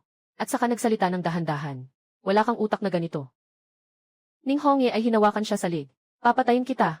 Si Shenfi ay nakaupo doon, pinapanood si Ba Iningbing na napakalapit sa akin. Kinutitigan ang kanyang labi ng mahigpit. Isa lang siyang may magandang kapanganakan. Kaya't ganito ang pagkakaiba ni Ba Iningbing sa kanya. Pero mabuti na lang. Ayaw siya ni Ba Iningbing. Alam niya iyon. Kung hindi, hindi na sana siya magpapahayag ng pagmamahal sa kanya nitong mga nakaraang taon. At kahit maganda pa siya, wala rin itong silbi. Bakit pa siya mag-exist kung ganito lang kababa ang pakiramdam niya? Halos walang nakakakilala sa kanya sa paaralan. Nakikita ko sa phone na nakasali ka na sa grupo ng mga ship. Naisip ng malalim. Umusad si Ba Iningbing ng kaunti. Madali lang. Hindi ako makapaniwala. Ito ay swerte. Tiyak na swerte. Tinutukan ko siya. Ano ang gagawin? Gusto ko si maliit na Ba Iningbing. Hinawakan ni Ba Iningbing ang kanyang leg. Lumipat ng usapan. Gutom na ako. Tara, kumain tayo. Matagumpay akong nailipat sa ibang usapan. Kakatapos ko lang makita ang isang hotpot sa ibaba. Ay, tara, kumain tayo ng hotpot. Isang grupo ng tao ang naglalakad-lakad papunta sa ibaba para kumain. Hindi naman pangit ang hitsura ng ilan sa kanila. Dagdag pa si Ba Iningbing. Pagpasok nila sa pinto, nagre-review ang ilang lalaki. Grabe. Ang babaeng nakasuot ng puti ang ganda-ganda. Wow, talagang napakaastig. Pero mukhang medyo bata siya. At ang kasama niyang binata ay ang gwapo rin. Sa oras na ito, hindi masyadong marami ang tao sa hotpot restaurant. Kaya't inilipat kami sa isang mesa para sa 4. Ako at si Ba Iningbing ay nasa isang tabi. Si Shenfi at si Liu Ruyan ay nasa kabilang tabi. At si Ning Hongye ay inilipat sa isang maliit na upuan. Nagsimula ng umorder si Bai Ningbing. Mabilis siyang umorder. Ilang saglit lang, naipasa na niya ito sa kanila. Pagkatapos umorder, biglang naging tahimik ang ilan. Biglang nagsalita si Liu Ruyan. Gusto niyo bang uminom ng milk tea? Mukhang may nagbebenta sa tabi. Pupunta ako para bumili para sa inyo. Sabi ni Shen Fi. Sasama ako sayo. Nang umalis sila para bumili ng milk tea, naisip ko ang sausawan. Pupunta ako para maghanda ng mga sangkap. Sasama ako sayo. Nakatayo si Ning Honggi doon. Bigyan mo ako ng isang mangkok. May ilang mga babae sa tabi ng mga sangkap. Nakatayo kami ni Bai Ningbing sa tabi at naghintay sa kanila ng kaunti. Biglang tinukso at tinignan kami ng ilang mga babae. Isang magandang batang babae ang lumapit at nagtanong sa akin. Kuya, ito ba ang girlfriend mo? Tumingin ako kay Bai Ningbing. Umiling. Hindi ko maintindihan kung ano ang gusto niyang gawin. Ngayon ba ay lahat ng babae ay pwede sa lahat? Nakamanghang ekspresyon ng babae. Masayang sinabi. Kaya, kuya, maaari ba tayong magdagdag sa WeChat? Nagtaka ako ng ilang segundo bago ako nakapag-isip. Hindi ko akalaing nilalandi pala ako. Patawad, masyado yata akong hindi pansin. Hindi pa talaga ako nakaranas ng ganito. Pero nang na-realize ko, medyo naging awkward. Kung alam ko lang, sinabi ko na sana agad na si Bai Ningbing ang girlfriend ko. Simula nang makita ni Bai Ningbing yung babae, hindi na maganda ang mukha niya. Lalo pang sumama ang pakiramdam niya nang makita niyang umiling ako at itinanggi na girlfriend ko siya. Matagal ko pang hindi tinanggihan. Kinagat niya ang kanyang mga ngipin. Galit at nagmamalupit. Anong meron sa babaeng iyon? Hindi siya kasing ganda, hindi siya kasing taas. Hindi rin maganda ang kanyang balat. Bahagya siyang lumapit sa akin. Nakahawak ang kamay niya sa aking balikat. Parang ipinapahayag ang kanyang kapangyarihan. Tahimik na nagsasalita tungkol sa kanilang hindi pangkaraniwang relasyon. Tapos, tinignan niya ako ng masama. Nagtaka ang babae. Kuya, hindi mo ba sinabi na hindi siya ang girlfriend mo? Sabi ko nang walang takot at hindi nag-aalala. Hindi siya girlfriend. Asawa siya. Binaba ang mata ni Bai Ningbing. Parang may halong honey ang puso niya dahil sa dalawang salitang ito. Matamis na mabilis na pumipintig. Biglang umiti ang mukha niya. At mabilis na hinalikan sa pisngi ako. Alaynan. Nangangatal ang aking mga pilik mata. Medyo mainit ang pakiramdam ko. Hinawakan ang mukha niya at mataray na tinignan siya. Ngumiti si Bai Ningbing na may dimples. May pagmamahal na tingin sa akin. Bakit mo ginagaya si wife? Inusog ko siya. Yung ilang babae sa tabi hindi na alam kailan umalis. Sobra na yan. Umalis na sila. Ngunit parang may isang tao na nasanay na. Asawa, halika. Ihanda ko ang sarsa para sa iyo, mahal. Sa tingin ko, kanina ay nagka-mental block ako. Wala. Kung tatawagin mo akong muli, ipapakita ko sa iyo kung ano ang pakiramdam ng magugas ng buhok gamit ang pampalasa. Ang tono ni Bai Ningbing ay may alon. Ang sama ng tingin mo. Hintayin mong makaupo ang dalawa. Sa wakas, nagiging normal na si Bai Ningbing. Puno na ng salitang asawa na tinawag ko siya. Paulit-ulit na umuulit sa kanyang isipan. Tumingin si Ning Hongye sa atin. Ano nang nangyari? Mag-adjust ka ng sarsa. Bakit parang nag-aakit lang? Siguradong may hawak na ebidensya si Bai Ningbing laban sa akin. Ngumiti siya. Hindi mo alam ang saya ng libre. Tama nga. Libre ang tawag sa kanya na asawa. Gusto ko siyang sampalin. Nalilito si Ning Hongye. Anong libre? Yung mga pampalasa, binayaran na namin yan. Kanya-kanyang pera yan. Kailangan kong kumuha ng isa pang mangkok para makakain. Kakatapos lang umalis ni Ning Hongye. Dumating sina Shen Fi at Liu Ruyan na may dalang milk tea. Saktong naihain na ang kalahating pagkain. Mainit na ang kawali. Umupo si Liu Ruyan at nagreklamo. Aba, Diyos ko. Sobrang init. Sobrang dami ng tao sa milk tea shop na ito. Ibinigay ni Shen Fei ang milk tea sa kanila. Nang ibigay niya ito kay Bai Ningbing. Maingat pa niyang nilagyan ito ng straw. Tumingin ako kay Shen Fei. Pakiramdam ko talaga ang sagabal ng tubong iyon kahit saan ko tignan. Bigla ko na lang tinusok ang sarili kong milk tea. At uminom ng malaki. Si Bai Ningbing ay nagsimula ng magluto, hawak ang mangkok at chopsticks. Bumalik na rin sina Ning Hongye at Liu Ruyan matapos maghanda. Tinitigan ni Liu Ruyan si Shen Fei na hindi gumagalaw. Tinanong niya, Shen Fei, hindi ka ba magdadagdag ng sausawan? Ngumiti si Shen Fei. Hindi masyadong gusto kong kumain yan. Kain na kayo. Bago maglaon, pupunta na lang ako sa ibaba para bumili ng makakain. Umingiti si Liu Ruyan. Parang tinanong lang niya ng basta-basta. Hindi na niya pinansin pa. Kumain siya ng malaki at mabilis. Ang sa akin ay puno na. Bai Ningbing, kumain ka na lang. Wala nang lugar sa aking mangkok. Kinuha ni Bai Ningbing ang mga bagay mula sa maanghang na palayo. Nagdip siya sa sarsa. Isang subo, nilunok. Naiintindihan ko na. Asawa. Agad akong umikot at pinisil siya. Nakita kong hindi tumingin ang lahat dito. Lumapit si Bai Ningbing sa tainga ko. May kaunting drama ang boses. Asawa, pwede kang humawak. Bigla akong namula sa tenga. Mukhang nasa kanyang hita lang ito. At sa loob pa. Kung medyo mas mataas pa.